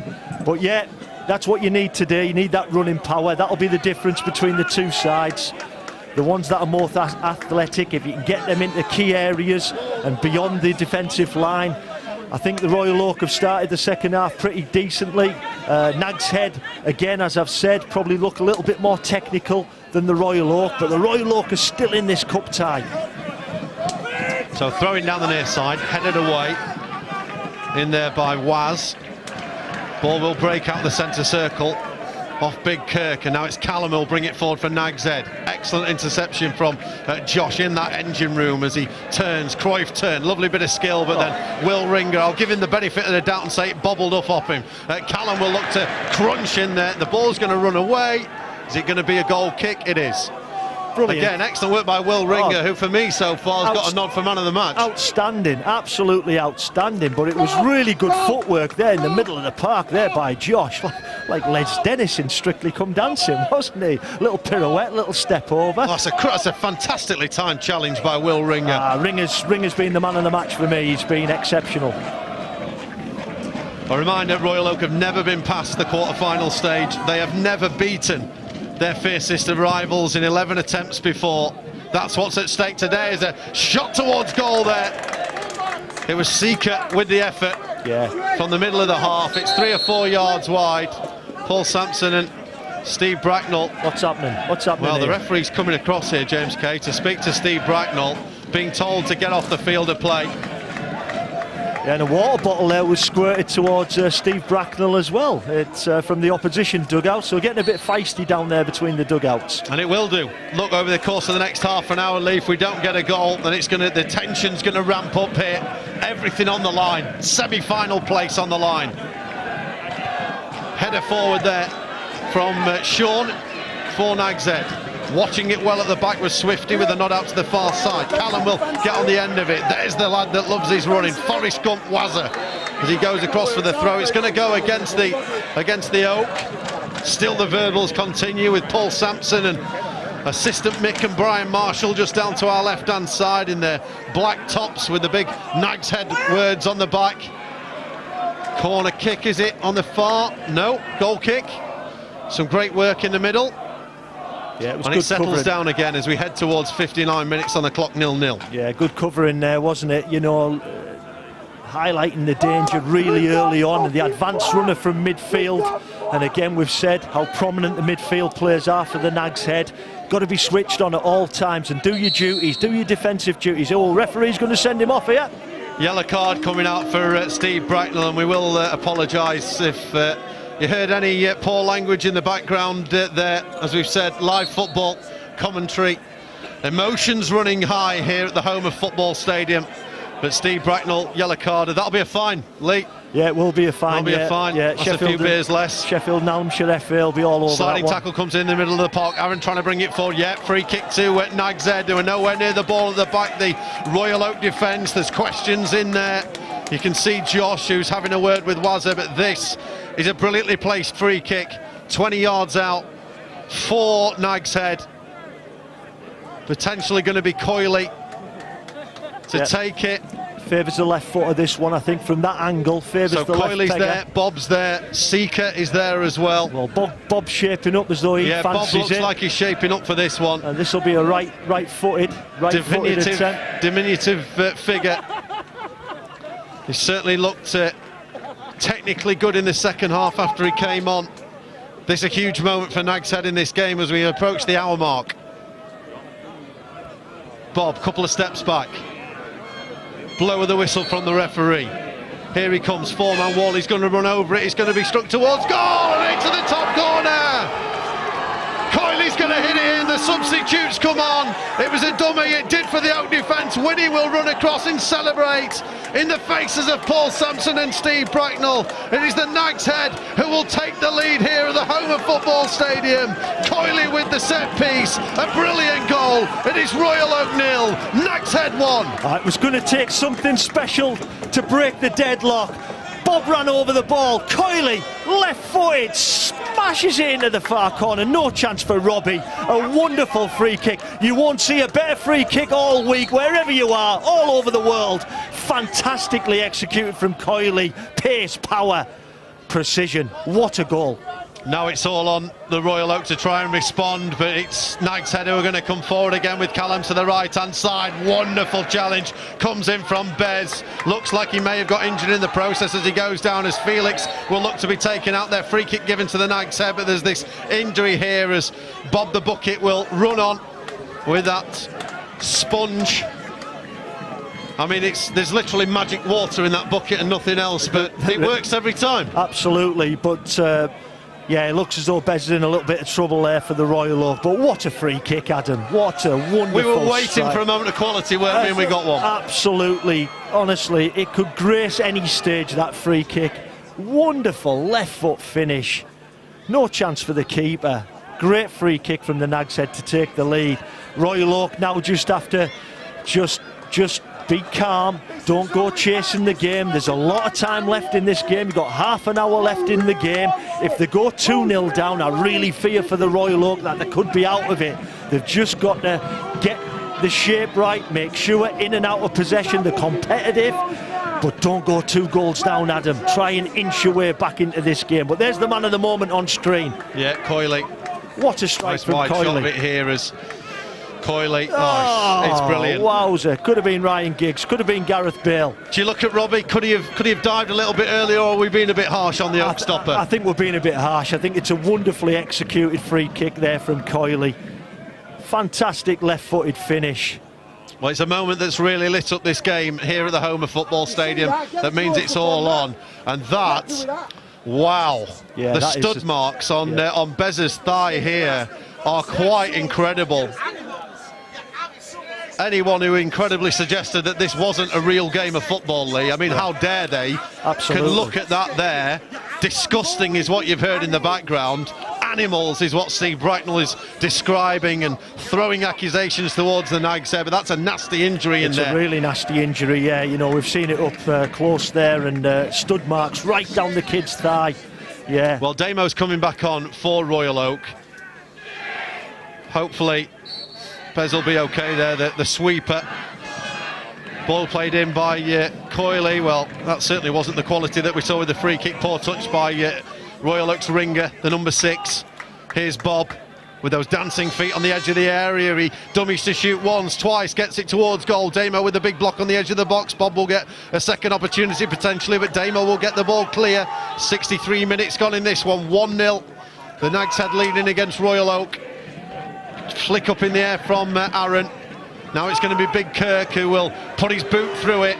Down the middle looking for Wiley. Lot expected of that young man now. Ben back on the field, gets it forward. Wiley just outside the box. Over on the far side is now the run of Big L. Big L will get on the ball for the Oak, who looks to cross it, puts it over the top. Too much on it. Behind, which is a shame, because Wiley and Ben were waiting in the middle there. It's the kind of scenario that Steve Bracknall and Paul Sampson will be desperately hoping for. Yeah, Wiley did really well, didn't he, to get the ball out there to Big L, and Big L, trust me, he ain't going to burst past the defender, is he? Tries to whip the ball in left-footed, just overcooked it slightly, but the Nags Head just inching the way back into this game, Adam. Yep, they need to. A goal down. Josh plays it through the middle looking for Wiley. There's Coyley, the goal scorer, to try and get it away. Aaron's in there, midfield battle here, and Shewin. Ball up towards Seeker. Good hold-up play. The white shirt with the bright orange boots. Bob with the culture. The wonderful touch down the left-hand side. Ringer comes across. Will Ringer a little late. Protests his innocence, but Yeah, that looked like a free kick all day long. It did indeed, didn't it? And the two substitutes there for the Nags Head linking up really well. Bob and Seeker have made such a difference to the tempo of this game at the top end of the pitch. And there he goes in there, Will Ringer. Takes everything, ball, man, the lot. Well, Big Kirk coming off once again in these rolling substitutes that we continue to see from the Royal Oak in this Sunday League fixture. Spooner back on with the armband. He's taken a little bit there. They've got to go for him. It's not quite panic stations yet, Lee. 25 minutes to go, but increasingly they need to try and get some chances going to try and get back in the game. They do indeed, and yeah, you're quite right. With 25 minutes left, you're not quite throwing the kitchen sink at it yet, but certainly offensively they need to be a lot more prominent than Nags Head. They've got pace at the top end of the pitch. Ball towards the back post, big opportunity with the header coming in from the far side of the ground. That's a real chance there for the Nags Head to go 2 up. And it was the skipper, I think it was Aaron, was it? Gets in the back stick, it's Bob that's floated the ball, right-footed. Oh, he should score. Diving header, back stick. It's a great chance. Yeah, should score. It's a really big chance in there. And again, probably been the best player for the Nags Head. Aaron, good player in the middle of the park. Captain's armband on. Listening to a Games Gone takeover, the Steve Bracknall podcast here on BBC Sounds, BBC Radio Sheffield and 5 Live Sports Extra. Fans across the world watching in, wherever you are. Hope you're enjoying the game, and we'll see whether Royal Oak can get back in this. An attempted turn in there by Waz, who works to the right-hand side. Now Wiley. The ball will be cleared by Nags Head. Damo with a big head forward. Excellent knee.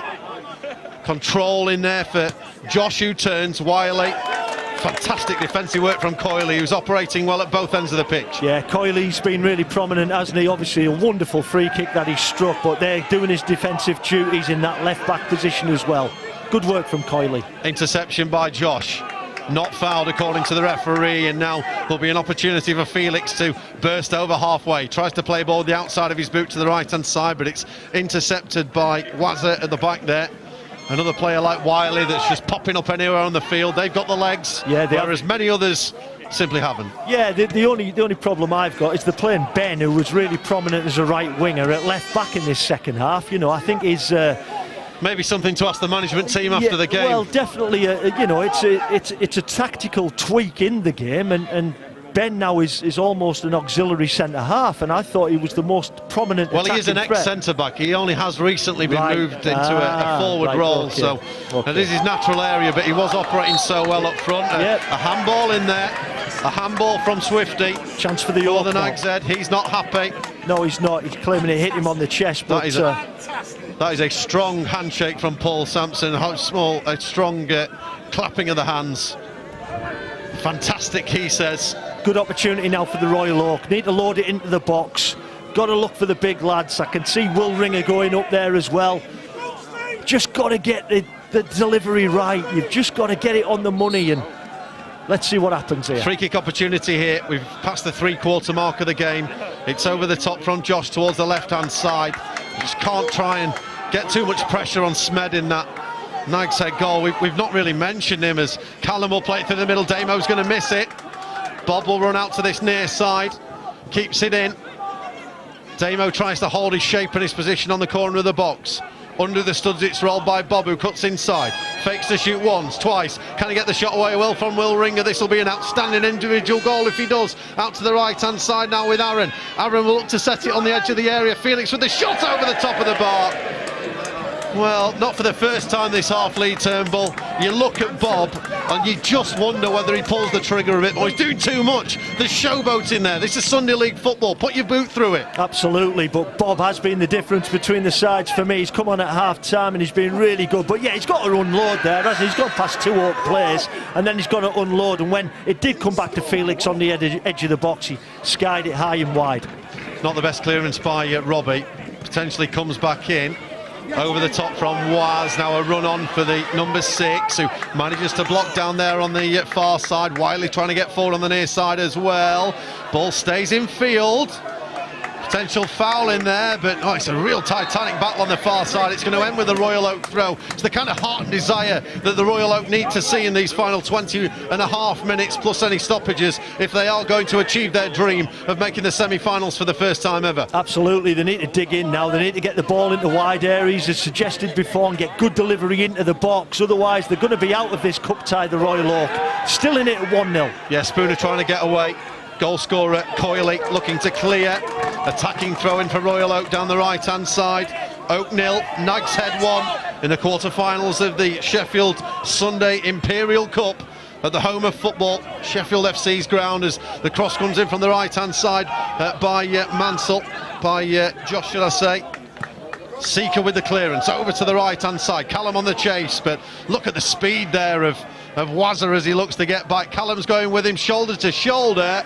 Well, looks like a goal kick to me, and that's excellent defended by Wazza, who stuck to his task well. Did brilliant there, didn't he, Wazza? The ball was over the top, but we saw his pace there, and we saw his endurance and his robustness to make sure that the Nags Head player didn't get away from him. The goal scorer going off. Well, Steve Bracknall's doing his nut about the amount of time that goalkeeper Robbie is taking here for these goal kicks. Matt Wynn is back on the field of play up front for Nags Head. The goal scorer Coyley is one of the players who's come off. Callum has come off as well. There's the header forward from Aaron, and then Ben with a flick over his head. Well, he could have headed it back to the keeper. Took a chance there, didn't necessarily need to. Here's Aaron on the right hand side. Plays a short pass into Felix with the turn. It's an excellent square ball, middle of the park now. Swifty lays it down the left hand side for the Nags Head, looking to try and get a second here, makes a burst into the area. Swifty looking to turn his man. Spooner gets back there, Swifty away from him, 8 yards out, squares it into the middle. Aaron trying to get his shot away, plenty of Royal Oak defenders back there. Ball comes out to Sean on the edge of the box, tipped over by Robbie. Well, that's what you want from your keeper. They worked it brilliantly, they took their time, they were patient. And the effort by Sean is a fantastic effort, and it's a corner for the Nags Head. Yeah, the difference between the two teams is the quality at the top end of the pitch at the moment, and that was wonderfully worked there from the Nags Head, and it ends up with Sean, a left foot curler, destined for the top corner. Great save from Robbie. A second stunning save by Robbie. Division E's #1 goalkeeper, over 12 years with the Oak. Here comes the corner from the left-hand side, a little bit scrappy in the middle, and there's Aaron coming in. He will need the ball in from the corner. Robbie looks dejected. The Oak players look to the ground. But it's Aaron who's had an excellent game today for the Nags Head from the corner, from the left-hand side. Brian Marshall's Nags Head double their lead. And Steve Bracknall and Paul Sampson's Royal Oak, well, their semi-final dream looks in tatters at the minute. 17.5 minutes to go. It is Royal Oak 0, Nags Head 2. And it was all about the delivery, wasn't it? It was all about the delivery from the corner kick and being brave and attacking it, and that's what happened. Right foot whipped in, Aaron gets in there, arguably the man of the match, comes off his thigh, doesn't matter where it comes off, ends up in the back of the net. 2-0 to the Nags Head. Well, it looks an incredibly tall order now. We're now seeing the celebration. Brian Marshall, arms aloft either side. Steve Bracknall on the bench, hands in his face. He's put so much into this game. We've heard it on the podcast over recent weeks. It's all consuming. It's consumed every part of his life. Absolute hammer blow there for the Royal Oak. That second goal, but a wonderful delivery. And for me, it was the man of the match, Aaron, that got on the end of it, finished it calmly, off his thigh, didn't panic, didn't slash at it, let the ball hit him, guided it into the back of the net. No chance for Robbie, the goalkeeper. This game looks done. Well, right now, it looks like the Nags Head are heading for the semi-finals for the second year in a row. They lost in the semis last year. Sadly for the Oak, they didn't get past the first round last season, lost to the Crown and Cushion in the first round. At least it softened the blow. It did soften the blow, certainly, Lee. You are right. That's why we pay you the big bucks. Here's the cross on the right-hand side by Seeker. The ball will go out of play. Yeah, just got to find some energy, haven't they? They've got to regroup the Royal Oak. You can see the body language now, can't you? The Royal Oak players, you can see the body language. Shoulders are drooping a little bit. Nags Head have been the most prominent side in the second half. They've dominated the possession stats. They've dominated the shots on target. Corner from the right-hand side into the near post. Robbie with a punch down. Big L tries to get it away but can't. It's stabbed to the near side. I think that's going to be too much for Bob. It's going to go out of play. Will Ringer's there. Another change coming here for the Oak.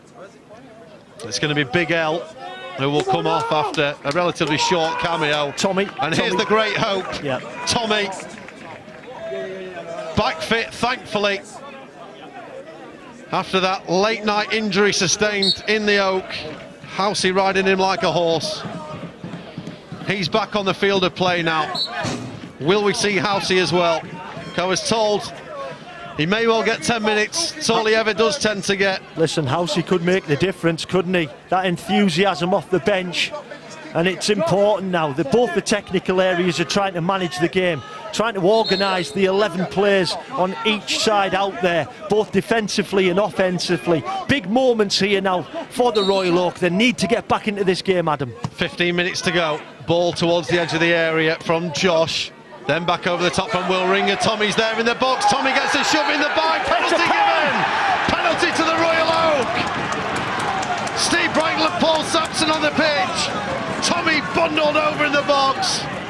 Didn't seem too much in it, but the referee, James Kay, has awarded the penalty, and the lifeline that Royal Oak needed in this tie, with their semi-final dream seemingly slipping away, they have the spot kick now and a chance to half the deficit. Yeah, it was a shove on Tommy, wasn't it? It was a shove by JP into the back of Tommy. It was a little bit harsh. That might be a culmination of many, many penalty appeals that the Royal Oak have had during this game, Adam. And I'm going to suggest the referee, his patience wore a little bit thin, and he thought, you know what, that's enough to give a penalty. The shove by JP on Tommy was just enough. Oh, here he comes, the Royal Oak captain, Tommy. He ushers those shorts up. He runs to the edge of the area. Little stutter step, runs up, takes it! Sends the keeper the wrong way! Smed dives to the right. Tommy puts it in the other corner. Pandemonium inside the Homer football stadium. The blue and black scarves are waving in the air. Could the dream still be alive here for the Royal Oak? We have got 17 minutes to go. It is Royal Oak 1, Nags Head 2. It's the skipper from the spot.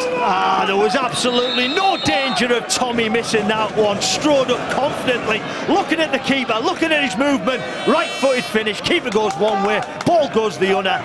The Royal Oak are right back in this game. 2-1 to the Nags Head. Look at the celebrations. Bobby the Bucket on the field. Steve Bracknall there. Bob the Bucket coming on here to deal with a flare that's been thrown on from the Nags Head team.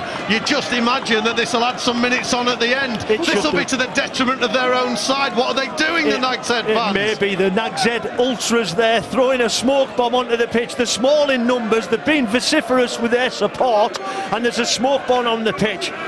Bob is going across there, no doubt. He's got the magic sand. Yeah, the magic sand as well as the magic bucket. A bit of magic water as well. I'm not sure if there's official safety work happening here. There you go. The bucket, there you go. When in doubt, kick it out, Bob. Kick it out. Good lad. There you go. Stamp on it. His Puma Kings have put the good use there, stamping on the flare that game on the pitch. But right back in the game now, the Royal Oak. Great penalty from Tommy. 2-1 to the Nags Head, and we've still got at least, in my opinion, 15, 16, 17, 18, 19 minutes maybe to play. Well, we just saw that brilliant moment in the celebration when Steve Bracknall rips the hat off. Bob the Bucket throws it on the floor. Bracknall's there with the Oak fans. He wants more. He wants more from his players. He wants more from the fans that have made their way here, that have travelled from Canada, that have travelled from New Zealand, that have travelled from across the world. They're watching across the globe. They're watching in space, as we talked about in the first half, on the Artemis 2 rocket. Can they do it here? Can they get another goal and take us to spot kicks? They've got 12 to go. Good win back. Tommy's in the challenge in the centre circle. Spooner in there, but Felix is stronger. Great work by Felix, who brings it forward. Nags Head trying to re-establish their 2-goal lead here in this Sheffield Sunday Imperial Cup quarter-final tie at the Homer Football Stadium in Dronfield.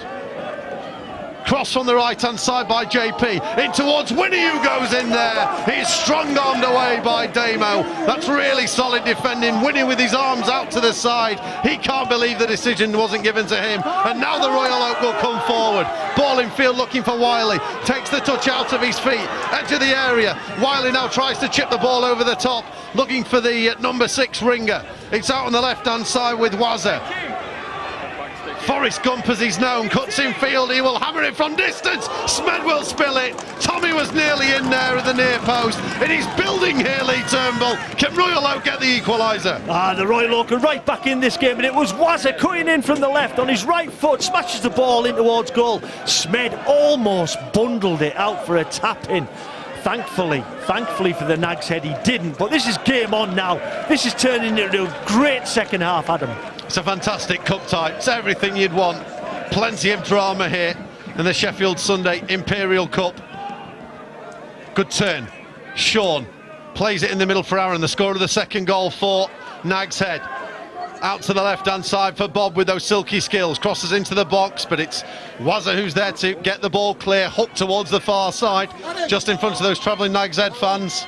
Paul Sampson's asking me how long to go. 10 minutes plus stoppages, Paul. 10 plus stoppages.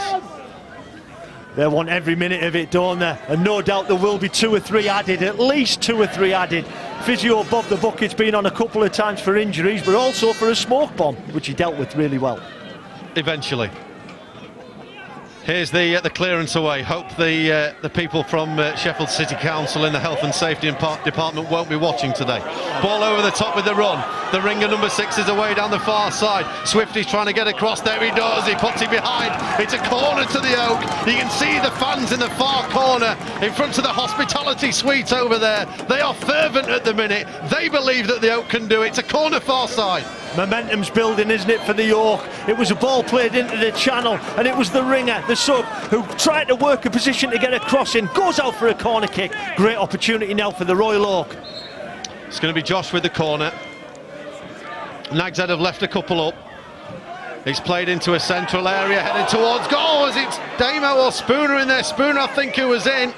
It's going to be worked edge of the box. The Ringer, it looked like it took a touch. It's another corner. It was pressure continuing to mount. It was a great delivery, and it was Spooner. Spooner manages to get a header, and it looks destined for the back of the net. Palmed out by Smed. What a good save from the Nags Head goalkeeper. Another corner to the Royal Oak. Fantastic bit of goalkeeping that by Smed. He's not had much to do all afternoon, the Nags Head stopper, apart from pick the ball out the back of the net for the Oak penalty. It's 2-1 to the Nags Head. 8 minutes to go. Corner kick from the left-hand side. The referee's going to hold this up. There's some shoving in the goal. I think it's Will Ringer who's gone down there. Yeah, plenty of shoving in and around.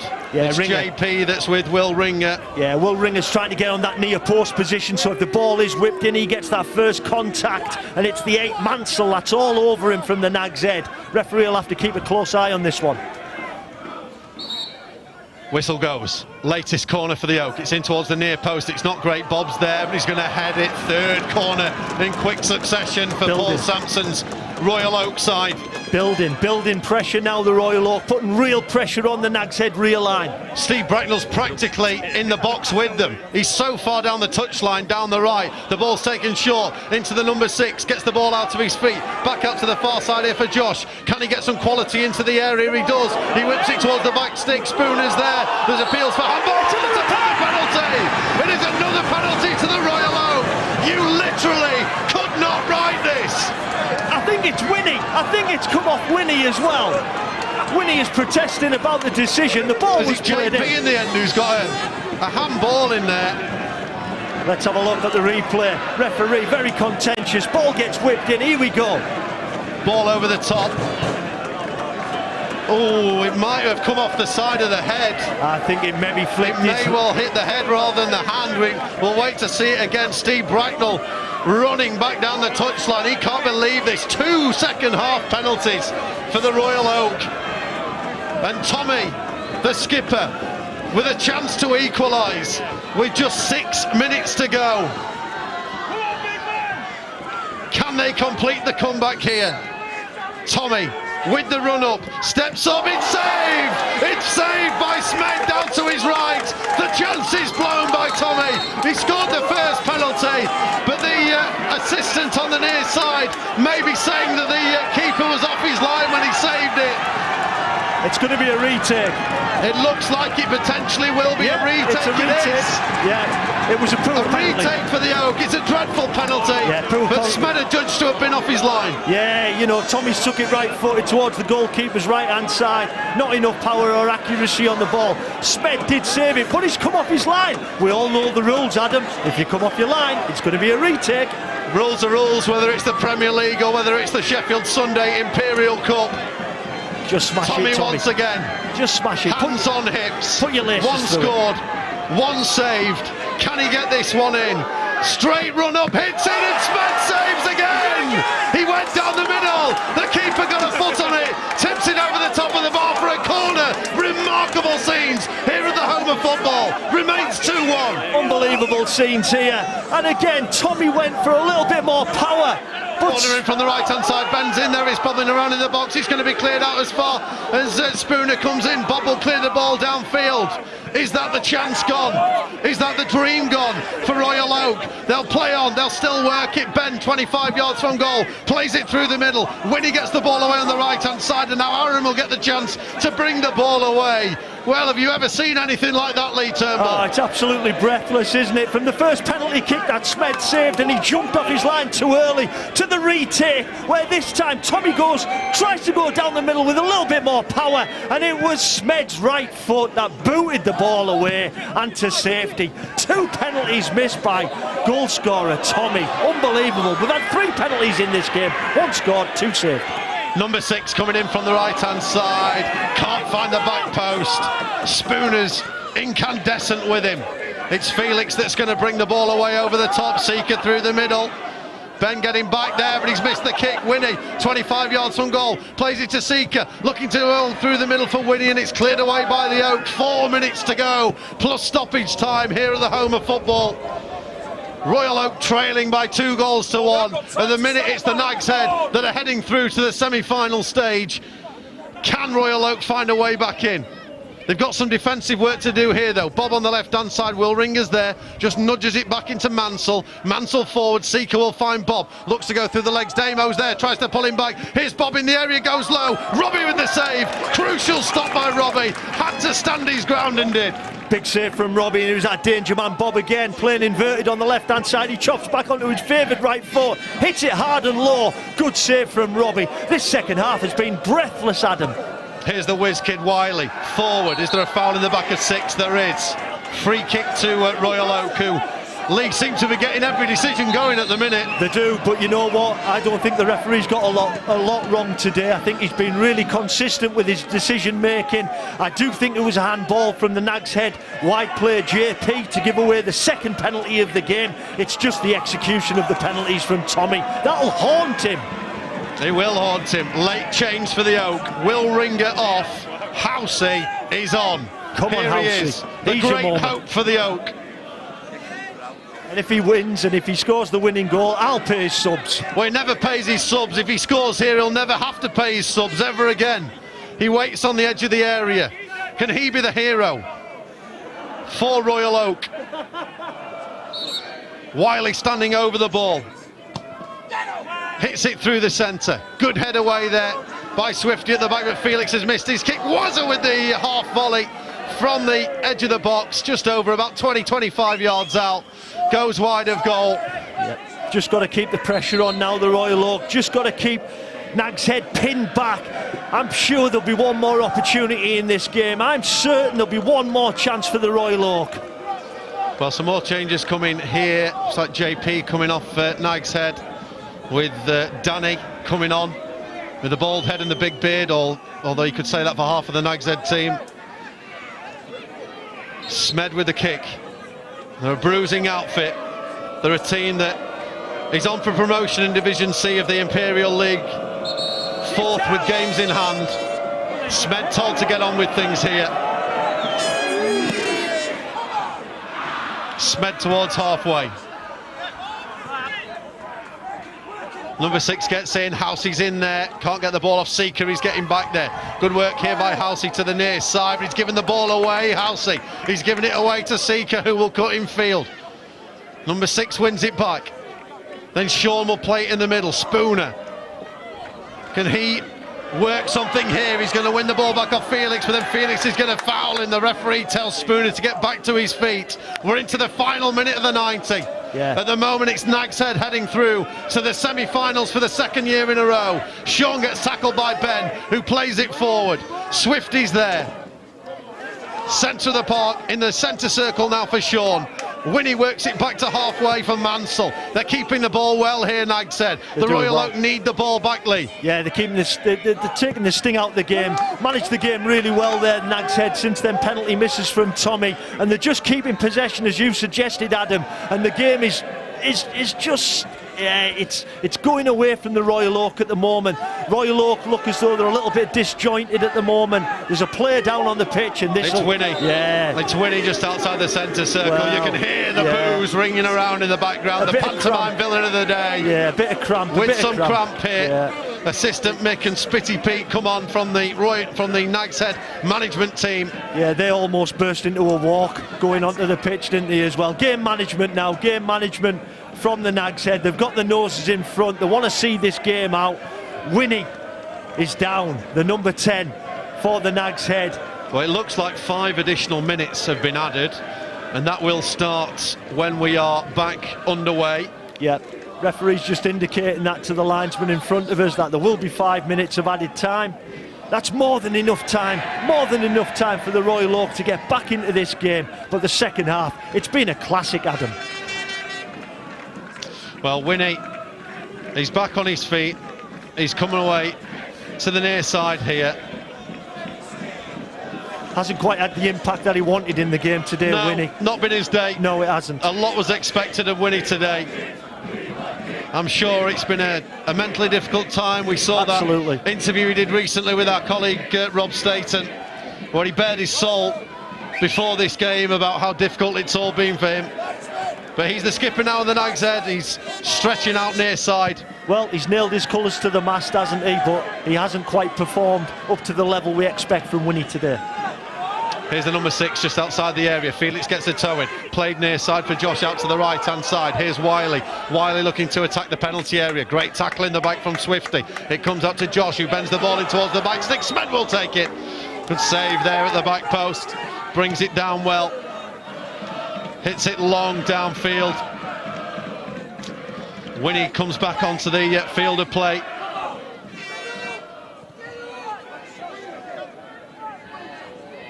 And now an opportunity for the Royal Oak to bring the ball forward at the air next. The ball at the outside of the boot. Wiley through in the box, 1-on-1 with the goalkeeper. Can he score? No! Smed will save. Oh, what an opportunity that was for Wiley. Fantastic save. Wazza forward. Comes off the referee. Well, again, it's the player you'd have wanted on the end of it. You know, it's a player on the end of it. Yeah. The number 11, Wiley, running in the area.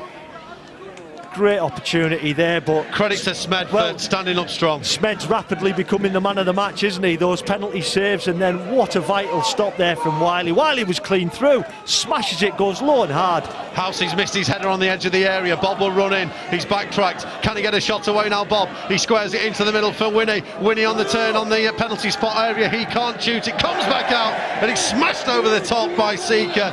That is flying into the trees beyond. Yeah, good opportunity there for Seeker to really wrap the game up, and it was Winnie. The ball got stuck under his feet, plays it out to Seeker. Seeker skies it. We've only got a couple of minutes left. Can the Oak get back into this game?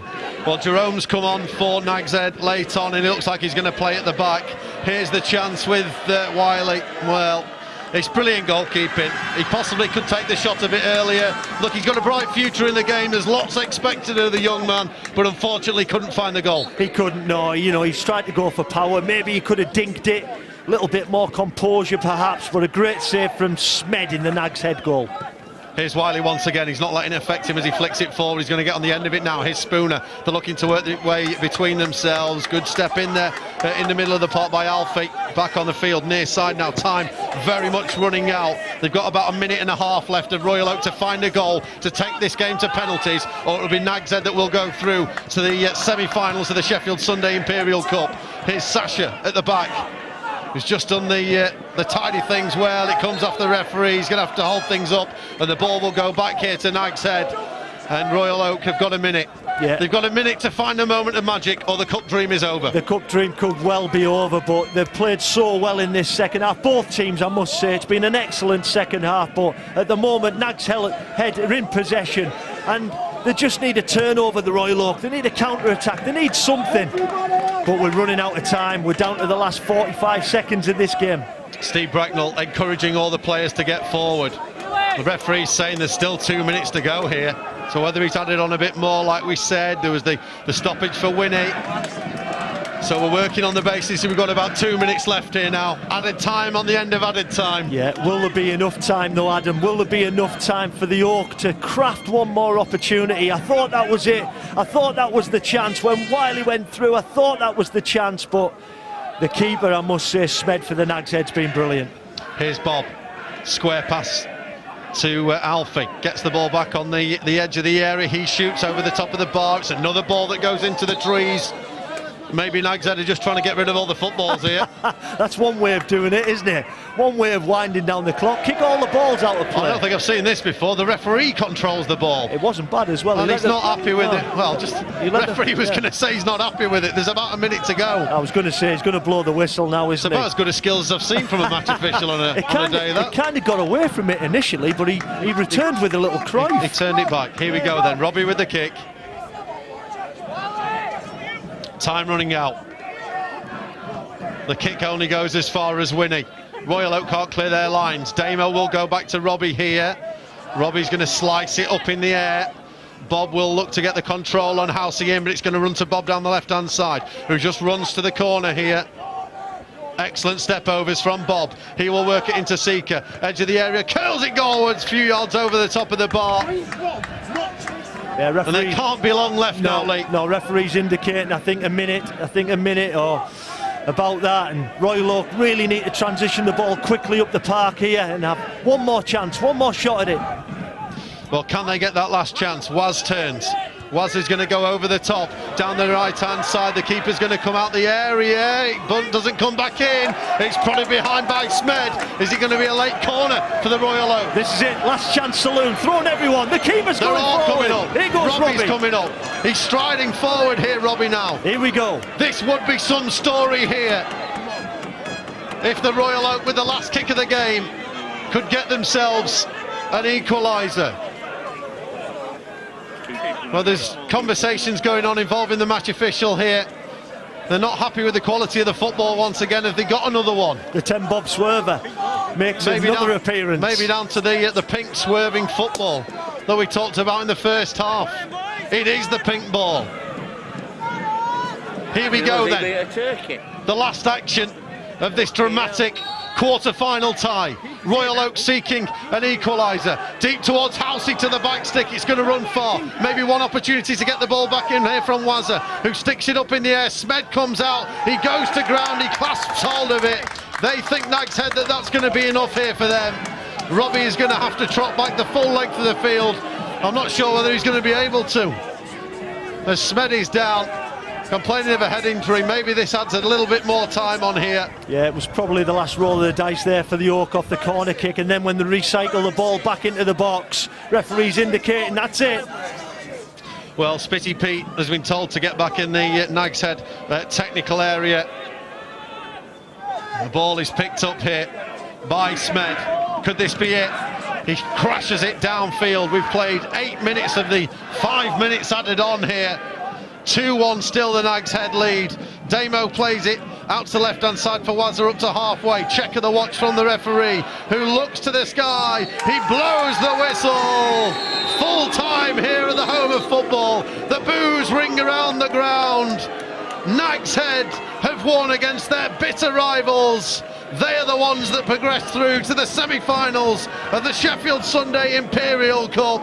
They have won here by 2-1. Royal Oak players strewn across the turf. Tommy there with hands on his head. He had the big opportunity, scored with one penalty, saw his second and third penalties saved after a retake. Wiley as well with a big chance late on through on goal 1-on-1. but Smed stood up strong twice.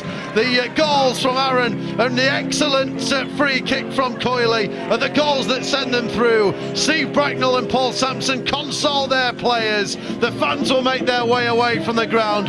They'll be disappointed. The Royal Oak have still never been past the quarter-final stage, and their dream ends today, Lee Turnbull. The Royal Oak, they can all hold their heads up high.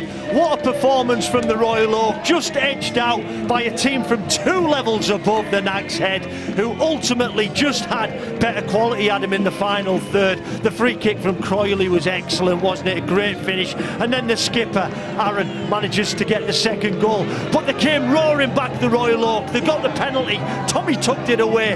And then out of nowhere, they get another penalty. But Smed, the Nags Head keeper, after encroaching off his line for the first one during the retake, saved the second one from Tommy. And unfortunately for the Royal Oak, it's the Nags Head that go through to the semi-finals. Yeah, progressed for the second year in a row, the 2-time winners from 2006 and 2013. And now the Nags Head players have just been across there on the far side celebrating with their supporters. The Royal Oak players, while they're down, they'll undoubtedly be disappointed. Steve Bracknall there goes to the Royal Oak fans away to the left, as does the squad. They'll be disappointed, but they've given it everything today here at the Homer Football Stadium. Absolutely everything, you know, magnificent performance from both sides in the second half, full of energy, full of commitment. But you know what? Unfortunately for the Royal Oak, it came down to penalties, and them 2 penalties from Tommy that the goalkeeper saved have ultimately decided this tie. But I must maintain, it was the quality that the Nags Head showed in the final third. Their substitutions were arguably better than the Royal Oaks and made more of an impact. But the Royal Oak have given it a right good go in front of 2,300 here at Sheffield FC. Hold your heads up high, go and have a beer, shake the opposition's hand and think about what could have been. Yeah, Steve Bracknall will continue to applaud the fans on the far side of the field. What an afternoon of drama we have had here in North East Derbyshire on the border of Sheffield at the Homer Football Stadium, the home of the world's oldest football club, Sheffield FC. It finishes here at full time. Thanks very much for your company. Royal Oak 1, Nags Head 2. They're through to the semi-finals of the Sheffield Sunday Imperial Cup.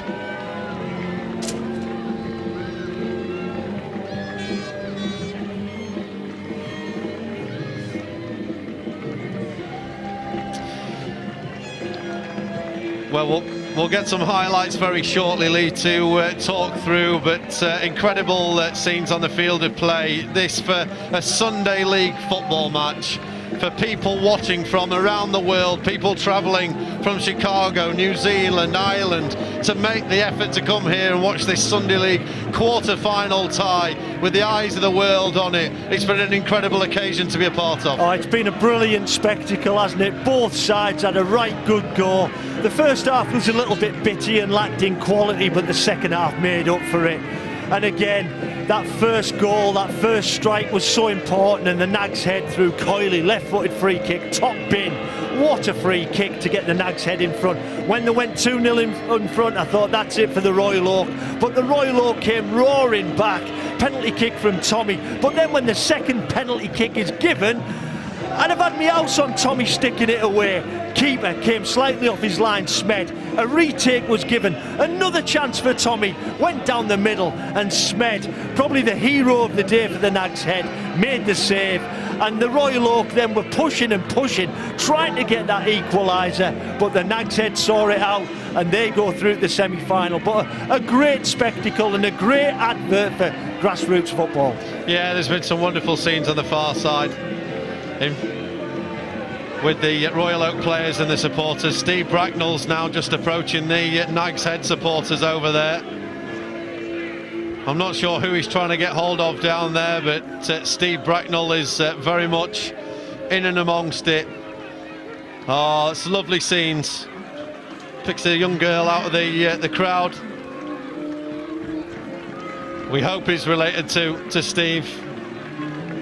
She's enjoying her moment. Steve Bracknall's enjoying his moment as the Nags Head players make their way off through. Let's take a look through then to the key moments in this Sheffield Sunday Imperial Cup quarter-final tie. Corner from the far side. This was the chance for Spooner in the first half. Lovely turn and swivel about 12 yards out. Couldn't keep it down, unfortunately. No, and again, you know, Spooner was instrumental in everything that was good about the Royal Oak. But that one, yeah, just went over the bar. Good opportunity for Spooner. That was JP with his ball inside for Winnie. Could have taken the shot first time, and the excellently timed tackle by Will Ringer. We said about Will Ringer. Will Ringer was outstanding today, amongst many good performances. Put his body on the line to block that one from Winnie. And they then managed to get it clear. Spooner with the free kick. Such a shame it took that glance off the wall, because it did look like it was heading in. Yeah, it was on target, wasn't it? It flicked off the wall and went wide. Now the challenge coming in, and the Will Ringer with the clearance. Here's the first goal for the Nags Head, and an absolutely stunning goal. Coyley from 25 yards out. Bob with the step over.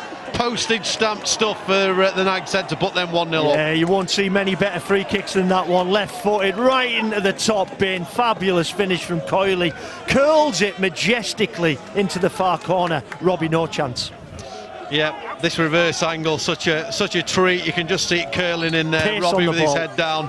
Steve Bracknell walking away with his hand wiping his head. Here comes the second, the corner from the left-hand side in the middle. It was Aaron who came in there.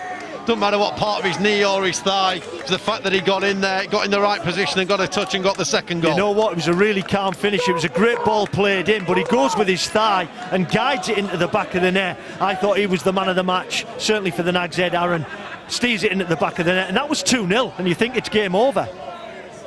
Yeah, you can see the celebration there from Brian Marshall, rubbing it in the face, but then the Royal Oak mounted their comeback. The ball played towards the edge of the area. Will Ringer stands it up in the box. Tommy looking for it, feels the contact in his back, goes down. The referee, James Kay, pointing to the spot for the first penalty kick. Yeah, it was minimal contact from JP, wasn't it? The Nags Head defender on Tommy, but Tommy steps up and sticks it away. Yeah, sent the keeper the wrong way that time. Smed down to the right. Lovely finish, and then they believed. Steve Bracknell and Paul Sampson, Bob the Bucket on the field. They believed that the comeback was possible.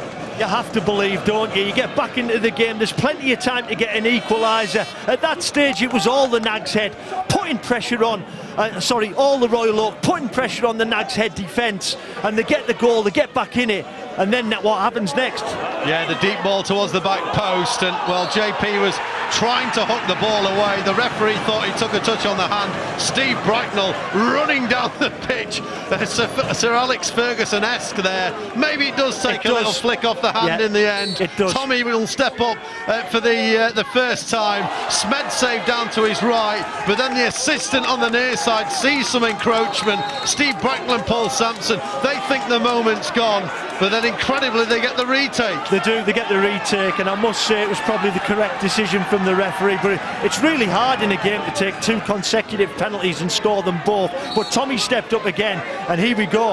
Yeah, this is the problem with right-footed penalty takers, Lee. You just can't trust him. He runs up, he shoots towards goal. Smed will get the outstretched boot out there, clears it over the top of the bar. The whistle blows there from James Kay. The Royal Oak players sink to their feet. Oasis now ringing out around the Homer Football Stadium. You see Brian Marshall, assistant Mick and Spitty Pete from the Nags Head coming on. Tommy and Wiley, well, they can't believe it. The kiss on the head for Spooner from Steve Bracknell. The Nags Head players celebrate in front of their travelling supporters. And now the Oak fans applauding their team. They still are. Steve Bracknell going around everywhere to applaud the supporters. Still talking to people behind the goal, still getting photos. Man of the people, Steve Bracknell. An incredible job that him and his team have done here today. They took it so close against the odds. Absolutely, credit where credit's due, you know, to Paul the manager, to Steve Bracknell the assistant manager, to Bob the Bucket, to the opposition, to Brian Marshall and his staff as well, and all of them players, every one of them give it everything today, Adam. It was a real pleasure being here and commentating on it, because the lot of them had a right good go, grassroots at its finest. Everyone should walk away with their heads held high, including the 2,300 supporters. What a spectacle, what a day. Lee Turnbull, former Doncaster Rovers and Chesterfield forward, really appreciate your your time this afternoon as Steve Bracknall finally heads down the tunnel on the far side of the field. Thank you very much for your company this afternoon. What a treat we've had here in the quarterfinals of the Sheffield Sunday Imperial Cup. It's Nags Head that have got it. They've won 2-1. They're through to the semi-finals. Thanks very much for joining us.